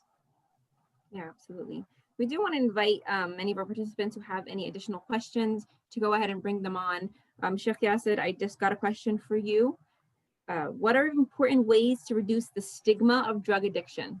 Yeah. So, what we are doing here right now is extremely important. See, bringing validation to the topic by openly, publicly discussing it. That is so important. And I think that this is why I love just being with Access, where people are not, look, when we bring these topics, we're not celebrating them. but the idea is that you have got to be enlightened. So the very first thing is the way that you fight the stigma is by talking about it. No longer make it a taboo, not in the form of approval or acceptance, but it is what it is. This is our reality, and that is why we are discussing it. The minute you do that, and then the way that we spoke about, you know what, offering the education. So it's not about let's talk about this, no, but we want to be empowering. So educate and empower. And number two, which is really, really important, is this idea of offering support. So you don't bring it up to shame people, you bring it up to educate people and support the people who are going through it. And number three, which is really important, you know what Dr. Naeem said earlier about the creating of activities and the promoting of policies that actually help in this, in taking care of this stigma. So for people to come up here, for somebody like Sheikh Suhaib, like Dr. Azab, like Dr. Naeem, to come and talk about this and say, look, man, these are things that happen in our communities. They're taking place here. I think that is how you start that journey of destigmatization that is taking place. Okay, thank you, Sheikh. I appreciate you answering that question. For our participants, I know I mentioned it a couple of times, but I do want to remind you, we are going to be inviting our comedian up next. I know that you are all staying tuned for that, but the survey. Remember, the survey is very, very important, not only because you get a chance to get this gift card, and we do appreciate you doing it if that's the incentive for you, but understanding that by completing it, you're actually helping us continue the Peace of Mind Conference. This is the third year we do this. And we do ask every member of your family who are watching to complete it using their own email address, because this helps serve the community. And for those of you who are here that are actually from the community and are not aware of Access California, I do want to let you know we've been here for 22 years. We're located on Brookhurst in Anaheim. We are open from Monday through Friday, 8 to 5. And we do invite you to come out for any service or any questions that we can help serve you with. Even if you're wondering and not sure that we can actually provide it, give us a call. We'd be happy to help. We do have one additional question. This person got lucky. I was just about to move along. Okay, this question, Sheikh or Dr. Marwa, chime in. Feel free, whoever wants to take it. What are other examples of poor coping mechanisms? So the main one, Dr. Marwa, the main one for boys we have seen is smoking marijuana. Unfortunately, sometimes for girls, it's the engaging in self-injury, people cutting themselves, or this type of behavior. And does it work? Yes, it does work. Unfortunately, it works, but it only works temporarily. And that is why, unfortunately, we say that these poor coping mechanisms are only temporarily. They help you right now, but when the anxiety leaves you, they come back, and they come back with more intensity. And that is why at that point you up your frequency or you up the amount that you are taking, but that is not good. So self-punishment, self-injury, unfortunately, is another poor coping mechanism. Any type of taking a mood-altering agent, that would be a poor coping mechanism. Self-injury, again, is a poor coping mechanism. And these are not the type of things that overeating is another poor coping mechanism as well, emotionally eating. These would be examples of poor coping mechanisms. Good question. Right, those are all great examples. Thank you, Sheikh. Those are things that people may or may not even notice. So look out for those signs. Okay, my friends, the moment we've all been waiting for, I invite you now to kick back and enjoy some laughter from our celebrity comedian.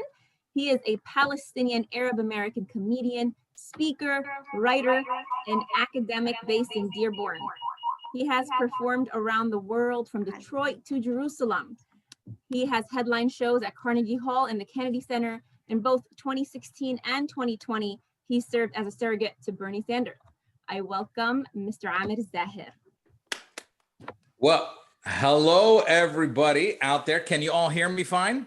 Yes, Yes, we can. Okay, wonderful. Listen, for those of you who I just see a lot of, empty screens, open up your cameras if you feel like you want to. I want to see a page full of faces here, but and for those of you who can, if you're in a quiet place, keep your microphones on as well. Unmute yourselves if you're in a quiet place, because I want to hear, if I make you laugh, I want to be able to hear that. And I'll tell you what, I've been watching this for a little while. I am excited to be with all of you and excited to support the great work of Access and Nahla and the whole team out there.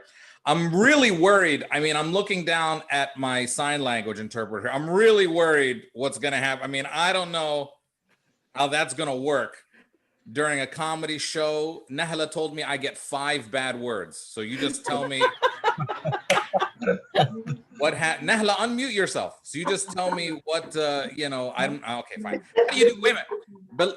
Belkis, your name is Belkis, right? Belkis, okay. Belkis, I need to learn. How do you do Palestine? This is Palestine? Okay, how do you do Free Palestine? He needs to. We do that all the time. Okay, just that's a very normal thing for us. Okay, good. Well, listen, I'm very happy to be with all of you here today. And I know that this is a crazy time. We're going through a lot of crazy stuff in this country. And Arabs, again, we are going through a lot of crazy stuff in this country.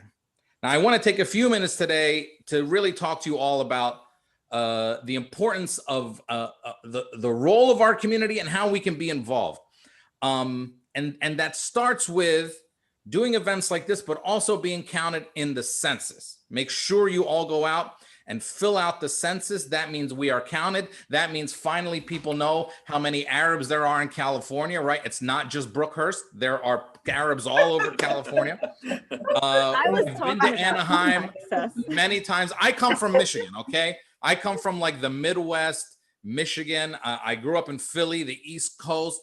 I love coming out to California. You California people, a little bit different than me. Can someone explain to me? I don't know what it is, but okay. I come from a part of the country where when you go to throw something out in the restaurant, there's just one hole and all the stuff goes in that one hole. And then I came to like a Panda Express, not even a fancy restaurant, okay? I was at a Panda Express in Anaheim and I finished my food and you come over and it's like a test. There's like a square hole, an oval hole, a circle hole, a green hole, a blue hole, a yellow hole. I don't know where any of that, I don't know where any of that stuff goes. So I threw it all in the green hole. I don't know. Is that right? I don't know what the rules are. I don't know what the rules are. Too much, man. You guys come out. I mean, you know, here we just order coffee. We just go and we order, give me a black coffee, and that's it. We don't ask the question. You know, we have fair trade, organic coffee. We actually spoke to the farmer in Guatemala and he's getting a good price. I'm like, can I just get a coffee? So I love coming to California. It's wonderful. I live out here in Michigan and everyone everywhere has to fill out the census. Now, for the first time, I actually teach the census at a law school. I teach as well. I went to law school and that's not how I make my money. I make my money doing comedy unless I'm doing it for free because Nahla threatens me. And then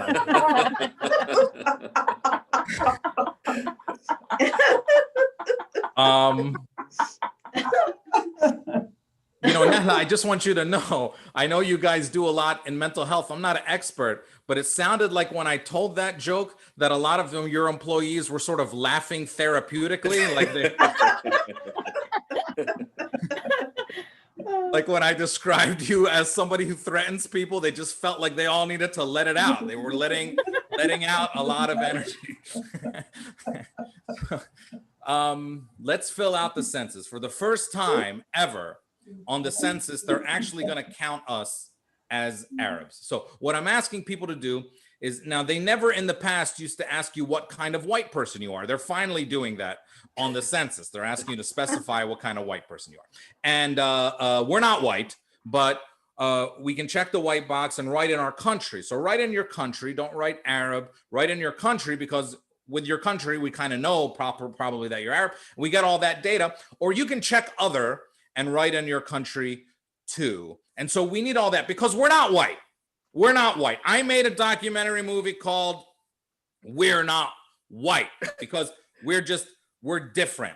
Okay, we're different. Whether you're a really light-skinned Arab or you're a black Arab, we're not white. We're not. I grew up with white people. Okay. I grew up in Philadelphia in a very nice white suburb. Everybody was very nice. They were very like, you know, Episcopalian and Lutheran and just like very nice people. But I know we're not white because I don't know if you know this, for all you Arabs out there, I don't know if you know this. Do you know that if you go to your white friend's house and his mom asks you if you're hungry, if you say no, she actually doesn't bring you anything to eat. Did you know that? It's the craziest thing I've ever seen in my life. They're different. We're not white, man. We're not white. Okay? Everything is different.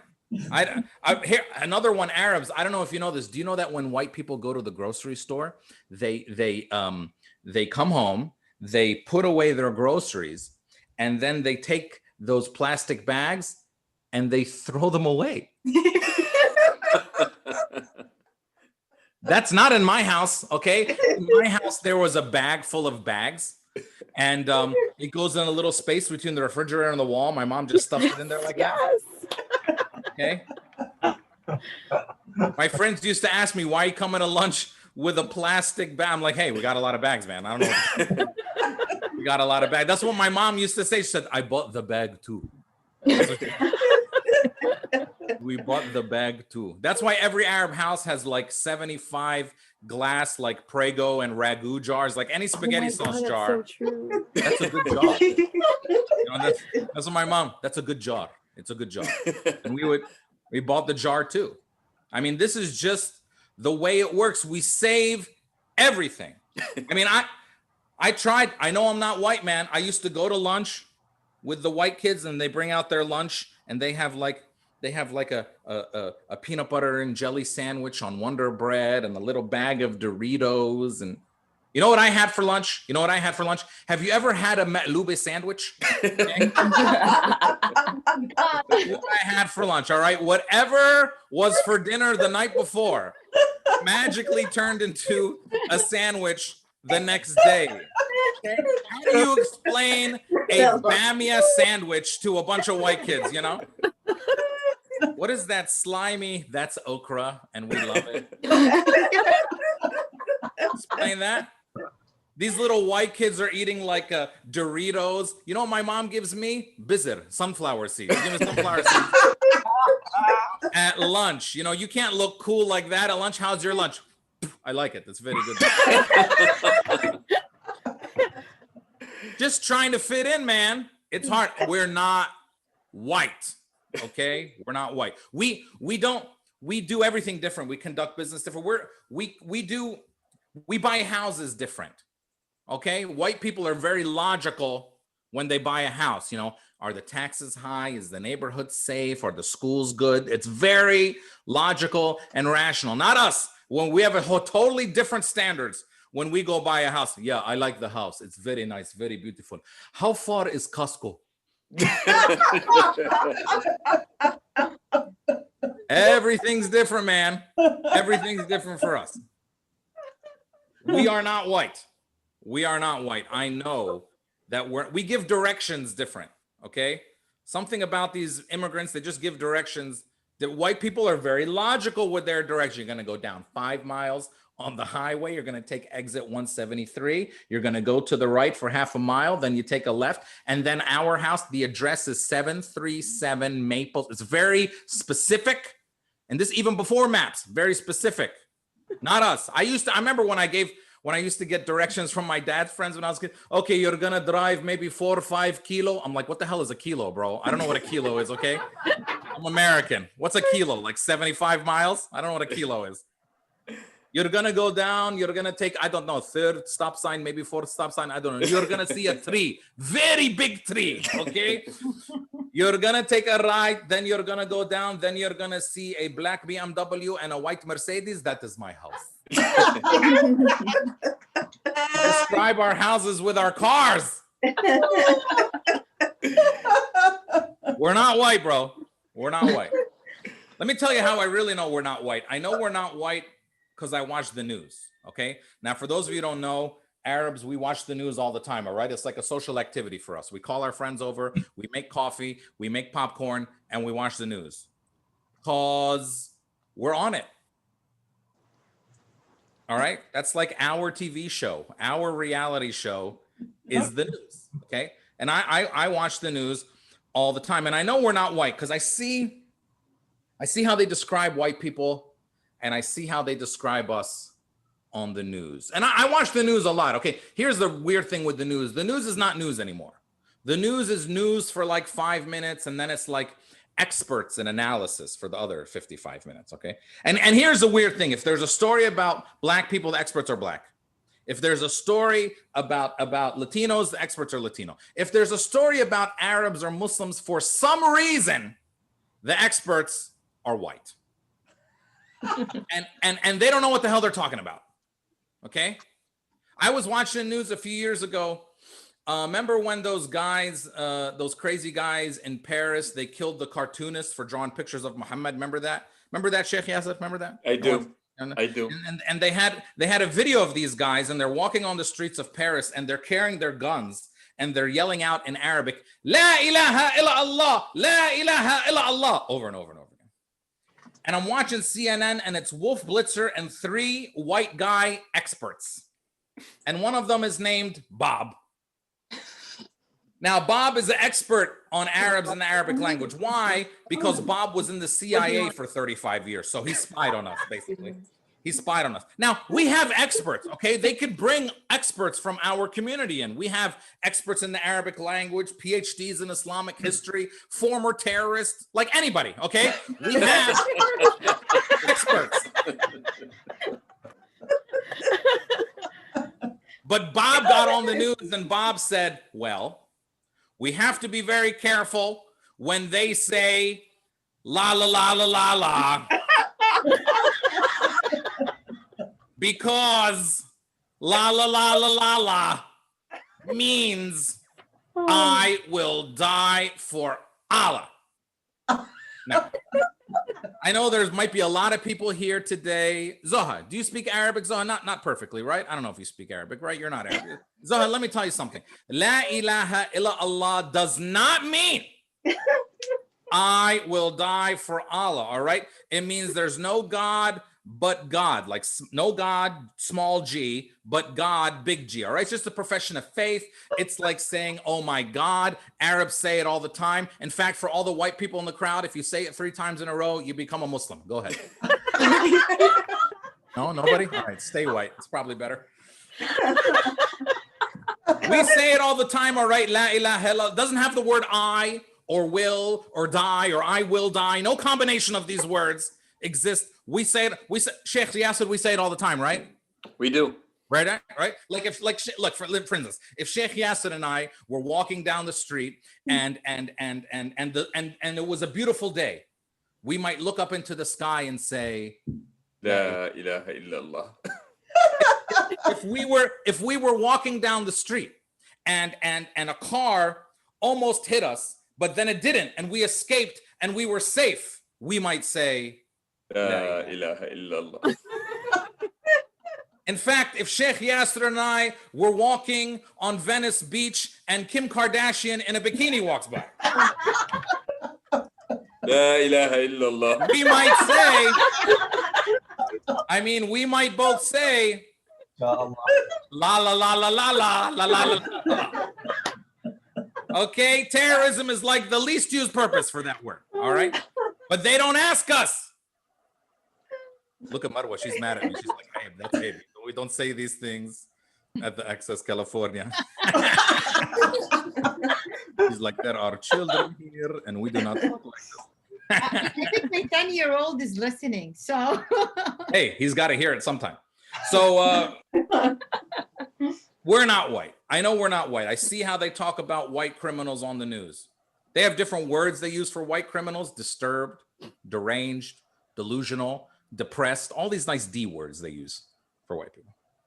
What's the word they use for us? Anybody? What's the word they use for us? The big T. Yeah, terrorist.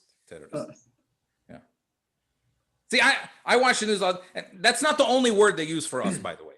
There's another word that they love to use for us, and that word is mastermind.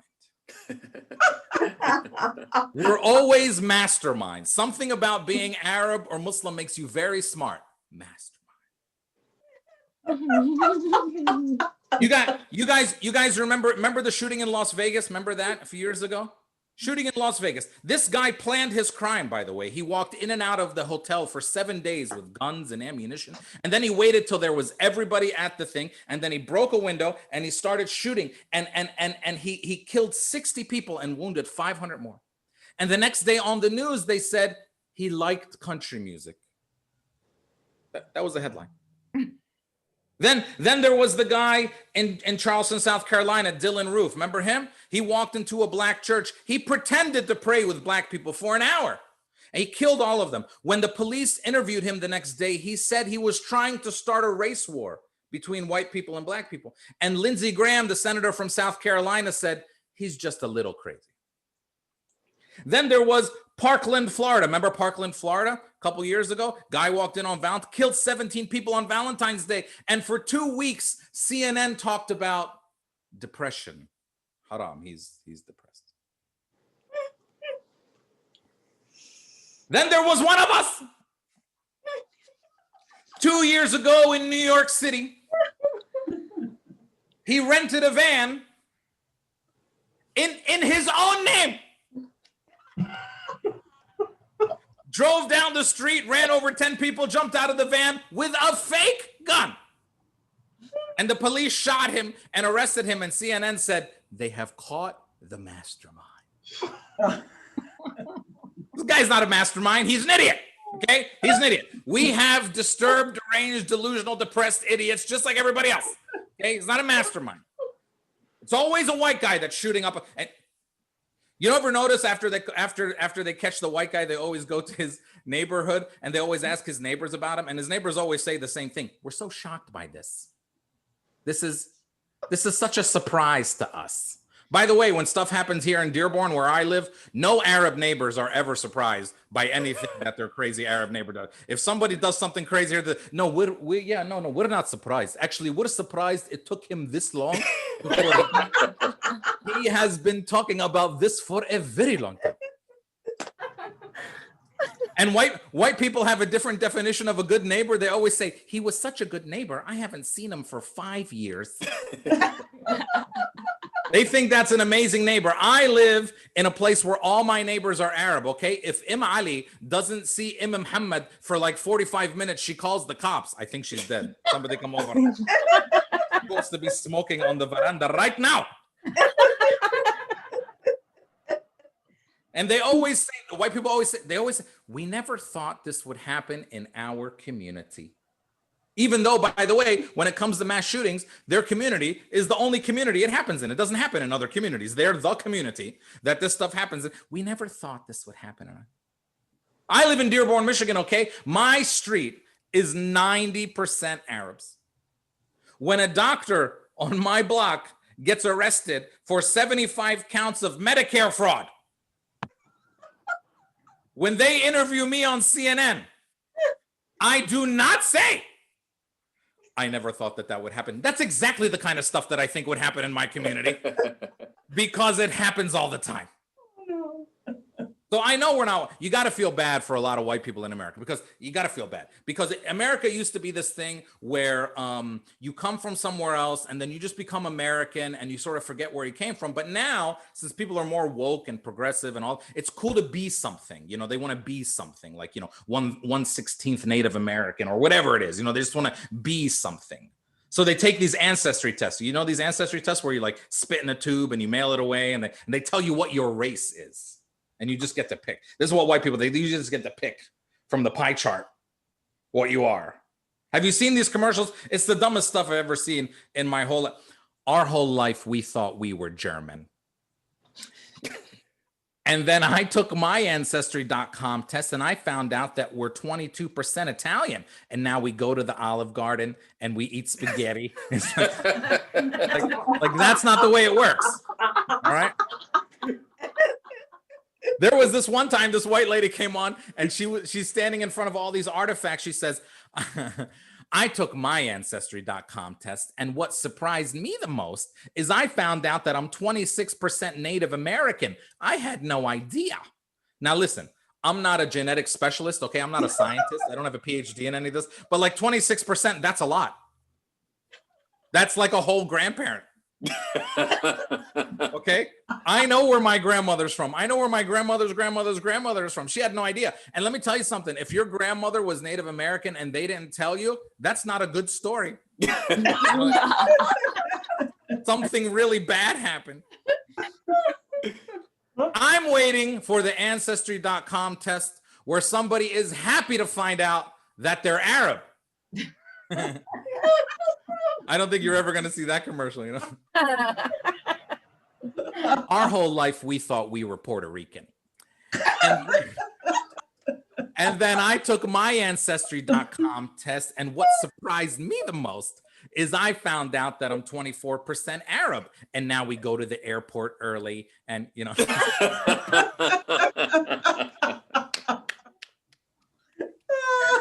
We're not white, all right? We're not white. And the last thing I'll say is this, and I don't know if it's the last thing, because I mean, maybe I'll just talk for another hour. I'm having a good time. Last thing I'll say is this. By the way, just so everybody knows, when an Arab says the last thing I'm going to do is just not, it's not going to be the last thing they're going to do. And, you know, when we try to leave somewhere, you know, it just doesn't work out. We have this thing in our culture called start leaving. Okay.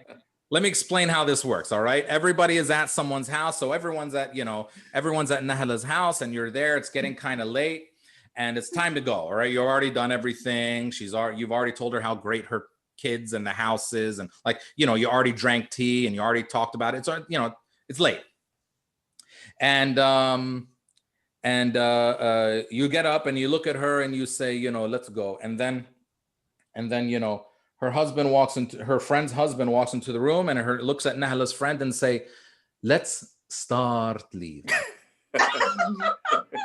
Because it takes a long time. You can't just leave in our culture. It's rude. It takes what? 45 minutes, an hour? By the way, it doesn't work like that with white people, by the way. I mean, white people, you know, they just, you know, because we lie to each other. Somebody says they're going to leave and then we just start this lie. No! Stay! Sleep over! You know, it's a lie. But we lie to each other because we love each other. It's a lie. You can't do this with white people, by the way. One day, my dad invited our white neighbor over the house, and he was there, and about 10 o'clock, he looks at my dad, and he says, you know, it's getting late. We should go. And my dad said, no! Stay! And the white guy said, oh, okay, fine. You want me to stay? I'll stay. No problem. 5 minutes later, he's like, I really got to go. My dad said, no, sit down. He said, okay, if you want me to stay, I'll stay. 10 minutes later, my dad freaked out. Get the hell out of my house. Don't you understand in our culture, when we say stay, it means go. You know, it is. So start leaving, all right? And then a little bit later, they send the kid into the room to talk to the dad. Mama says she'll be ready in 10 minutes. He says, okay, tell her I'll be there. You know, he's like the UN ambassador. He goes back and forth, start leaving. And then finally, everybody leaves.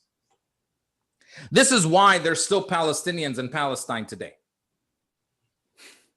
Because the Israeli army came 70 years ago and they said, we are the Israeli army and you have to go. And the Palestinians said, okay, let me start leaving. Let me say bye to everybody. Takes a long time. So I tried to fit in when I was a little white kid. I really did. I mean, I tried to fit in with all the white kids. I came to America when I was 3. And my English, you know, took me a couple years to learn English. And then I learned about baseball, the American tradition of baseball. And my dad would take me to baseball games. Now, for those of you who don't know, Arabs don't understand baseball, okay? Arabs, they only understand one sport, okay? Football, soccer, whatever you call it. It's the only sport they understand. My dad doesn't understand baseball. I tried to explain it to him one day. I said, Baba, it's very easy. You stand here, they throw the ball at you, you hit it, And then you run here, then you run here, then you run here, then you run back here. And when you get back here, you get a point. It's called a run. It's kind of like a goal. It's right. And you know, because Arabs only understand sports with a goal, you know. My dad says, I understand soccer. Here there is a goal. Here there is a goal. You kick the ball in the goal. I understand hockey. You push that thing into the goal. I understand basketball. You throw the ball into the goal. But baseball, where is the goal? So I said, Baba, you just run around and you come back to the same spot. And he says, so they are already standing in the goal? This doesn't make sense to an immigrant. You know, like, why would you run everywhere and just come back where you were? This doesn't make sense. So I used to bring him to my games, and he would come with him and his Arab friends, and they're sitting there smoking cigarettes, and they're speaking Arabic, and they're saying the wrong stuff. Touchdown, goal. You know, it's really embarrassing for me as a white kid, like a bunch of terrorist looking people yelling the wrong stuff. And for those of you who don't know, in English, in Arabic, we don't have a P. Okay, we don't have a P sound. Okay, we are the Palestinian people. We like to drink Pepsi and eat pizza. That's the way we talk. And my dad would come to my games with his friends, and they don't know what they're talking about. And I'd say, Baba, listen, you know, you guys need to learn baseball. All right, this is embarrassing for me. I'm trying to fit in with these white kids. You need to learn baseball. And he said, okay. And they did. They bought a baseball book. They read the whole thing. And they came back the next week, and they all cheered for 2 hours correctly. But on the way home, I had to talk to my dad. I said, Baba, thanks for coming. I really appreciate the support, but it's pronounced pitch. Oh, I just got it. Oh no. Oh no. You're supposed to say nice pitch. By the way, don't sign that one, Bilqis. Don't do sign language on this one.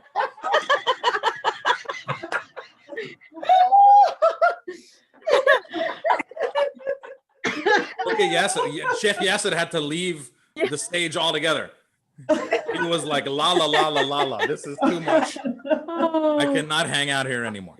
All right, well, everybody, listen. All I want to say is this. For all of you Arabs out there listening, especially young people, be proud of who you are, okay? I know it's tough. I know it's not easy in America. The political system villainizes us on both sides. We are never seen as fully involved. That's why it's so important what Access in here is doing. But some of you do too much to try to fit in. You change your names, all right? Your name is like Muhammad and it becomes Mo, or Mahmoud becomes Mike, or Jamil becomes Jimmy, or Fatima becomes Faye. Stop doing that stuff. Be proud of who you are. Keep your names. Don't change your names for any. We have to learn their names. They have to learn our names. Those are the rules, okay? Their names aren't easy either, all right? We got to learn their names. Tyler, Taylor, Mason, Madison, Brittany, Whitney. Those are hard names to learn. We have to learn their names. They have to learn our names. So for all young people out there, don't change your names for anybody. Be proud of who you are. If your name is Muhammad, be Muhammad. If your name is Jamil, be Jamil. If your name is Fatima, be Fatima. If your name is Jihad, be Jay, man. We got enough problems in life. All right, everybody. Thank you so much. Hope to see you all live soon. Bye-bye. Thank you so much, Amer. You're amazing. Thank you. Thank you. Definitely want to see you here live. Oh, Yeah, I'm also happy to take questions. Yes, I'm single. I'm 43 years old. All right, everybody. Have a great day. Amer, you are very funny. Great. That Thank was you, great. Sheikh. Yeah. Oh, thank you, Sheikh. Yes. Thank you. No, seriously, you are funny, and I love the way that you use comedy to get important points across. And you know, I just love your style. You spoke a lot of politics, and people listened, they learned, and they laughed, and we really appreciate that. Thank I you really, so really much. appreciate He it. listened. He did not cuss a lot. And I didn't cuss at all. and you actually I just made you say one curse word in your brain. I think That's I all. made some notes on that. So Yeah. I think I have some evidence of that. I'm afraid for the email I'm gonna get from Marwa next week. It'd be Brother worth Amer, we gratitude. are very, you know. But thank you, everybody. I'm proud of you for all the work that you're doing. I'm sad that I can't be with you, but we will be together one day soon. Absolutely. Yeah. Thank you. Right. Guys, bye-bye. Great. Thank you. Thank you very much. That was great. Oh my God, so much to have to wrap up from there. I need a minute to just take a deep breath. Yeah, my face hurts. It was, laughing. yes, that was funny. He said it. I don't have to remind you all, the census is super important to our community. Make sure you complete that. I also want to remind you all of November 3. That's coming up. What is it? Oh, wow, a month from yesterday. Election Day. Remember, as citizens of the US, we have the responsibility to go out and vote. So your vote does matter and every voice counts. So please take advantage of your rights and help vote to make a difference. So here at Access Cal, if you have any questions or need help registering to vote, feel free to come on and we can help you with that process. We will stick around for a few minutes if you have any questions. Please let us know your thoughts. We would love to get a video of you and your little ones to send us a recording. We can help arrange for that if you're interested. Give us a call or email us. This is the first time we have this conference virtually, so we'd love to get some feedback from our participants. We do actually have one question, so I'm going to go ahead and pose that to both Dr. Marwa and Sheikh Yasser. The question is how to detect the risk for adolescents. Sorry, let me repeat that. How do we detect the risks for adolescents? So for teenagers, it's actually a very important stage because during that time, there's an entire brainstorm that's happening. In fact, they lose so many cells during that time, so many connections in the brain, huge amount. The brain is wiring and rewiring. And that's why many of the mental disorders actually begin, the average age is about 14 years old. It's a very emotional, hormonal, neurodevelopmentally important stage. Now, when on top of this, you introduce drugs, it has a much more consequential effect on the brain. So I'm reminded once of this mother who brought her daughter to me, and she was really worried about her daughter. She started seeing things, hallucinating. And when I asked her, does schizophrenia run in the family? No. Any mental? No. So then in my head, I knew that probably she has done some sort of drug, and this hallucination or what looks like a psychotic episode is the aftermath of this. Indeed, when I asked her, yes, she's been doing marijuana. Now we know from research that doing marijuana, that these teenagers later on in life can have an unprovoked psychotic episode. Mm-hmm. And the parent is like, why is my kid seeing things that don't exist? Do they have schizophrenia? Mm-hmm. Because, as Sheikh Yasser said, yes, it's legal. It is a serious drug with serious consequences, especially on teens. If you're going to do it, wait till you finish being a teenager. Okay. The other thing is that look for things like a drop in grades. That usually is very telling. If it's a sudden drop in grades, your son or your daughter, usually a lot of the times it's son, starts to lose a lot of weight all of a sudden. Starts not to join family things. Start not to find things that used to be interesting for him, like watching sports, no longer interesting. All of these behavior changes, new friends, all of the lies, also missing things from the house. So here is my gold here and there and money, and all of a sudden, oh, I can't find my ring anymore. I can't find the credit card. It's because your son or your daughter is stealing it. And it's not because they are bad or that they're thieves or anything like that. Is addiction takes over the brain. It really does. And it does for a long time. It is a chronic condition. Dr. Marwa, well said. Yes, we do have what we call marijuana-induced paranoia. Yeah. In fact, I have seen these cases so many times. Kids smoked only once, and it was not just a temporary high. Unfortunately, it became a permanent state of paranoia that these kids are going through. I would just add one warning sign to that, the notion of increased secrecy. That is also something to look for, especially if the kids were really open prior to this, in addition to just being vigilant and, watching out what is going on with our kids. But I think you summed it up really well. We do appreciate, guys. I think we are wrapping up at this point. I do appreciate everybody sticking around. I know that it's 12:15 now. We did tell you we're going to be on a little bit longer if you have any additional questions or comments. I'm going to go ahead and just paste the link to the Peace of Mind website. This is going to stay active. It's going to be there for a while. Should you ever need to go back to it, remember those resources, even if it's not for you and you know somebody that you're thinking of that might benefit, the resources are there to help guide you. And again, that survey, remember the first 350 people will get an electronic gift card, and we are close to the 350 because obviously this is the second part of our conference. So with that being said, I'm going to thank you, Dr. Azib, and I'm so sorry for mispronouncing your name this whole time. It's okay. Sheikh Yasser, Nahla, everybody behind the scenes here at Access. I love working with you all. This conference was great. And I really hope that next year, the next time we host it, it'll be in person.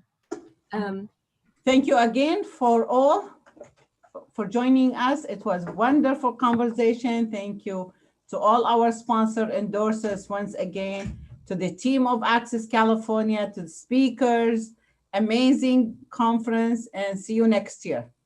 Yes, I echo all of what's been said. I enjoyed very much sharing parts of me today, and also last Sunday. I enjoyed all the meetings with the wonderful staff at Access. This would not have been possible without even every single person had such an important contributions to this. It's thrilling. It's exciting that the conversation can continue through the counseling services and the program that Access puts on all the time. Thank you to our endorsers. Thank you to our sponsors. Thanks to all the attendees who came today. Thanks for everybody who's going to tweet about this and write about this, so we can get even more people next time. Fill out the surveys. We're not white, as he said. Also, don't forget to vote. The mail-in, I don't know if you can see it, starts actually tomorrow. I'm studying mine to see how I'm going to vote, right? There's a lot of very interesting things that we should have an opinion on. The census, I did mine weeks ago. It takes minutes. It must be done. So our needs are unique and they need to be recognized so we can get them met instead of just complaining about the needs not being fulfilled. It's my honor. I look forward to seeing you next year. Thank you so much. Have a great, great rest of Sunday. And Dr. Marwa, if any topic that our audience, our community wants us to speak about, they can always email us. They can call us and tell us. And we are willing, we want to engage with the community. So please, if there's any topic you want us to talk about, we're willing. Mm-hmm. Sounds good. Yes, we love feedback. Let us know. Did an amazing job. Hey. Keys, Hijra, thank you again. Remember, everybody, we taught you all this last week. Let's thank them all. Yes. Thank you. Have a great rest of your Sunday. Thank you. Take care, everyone.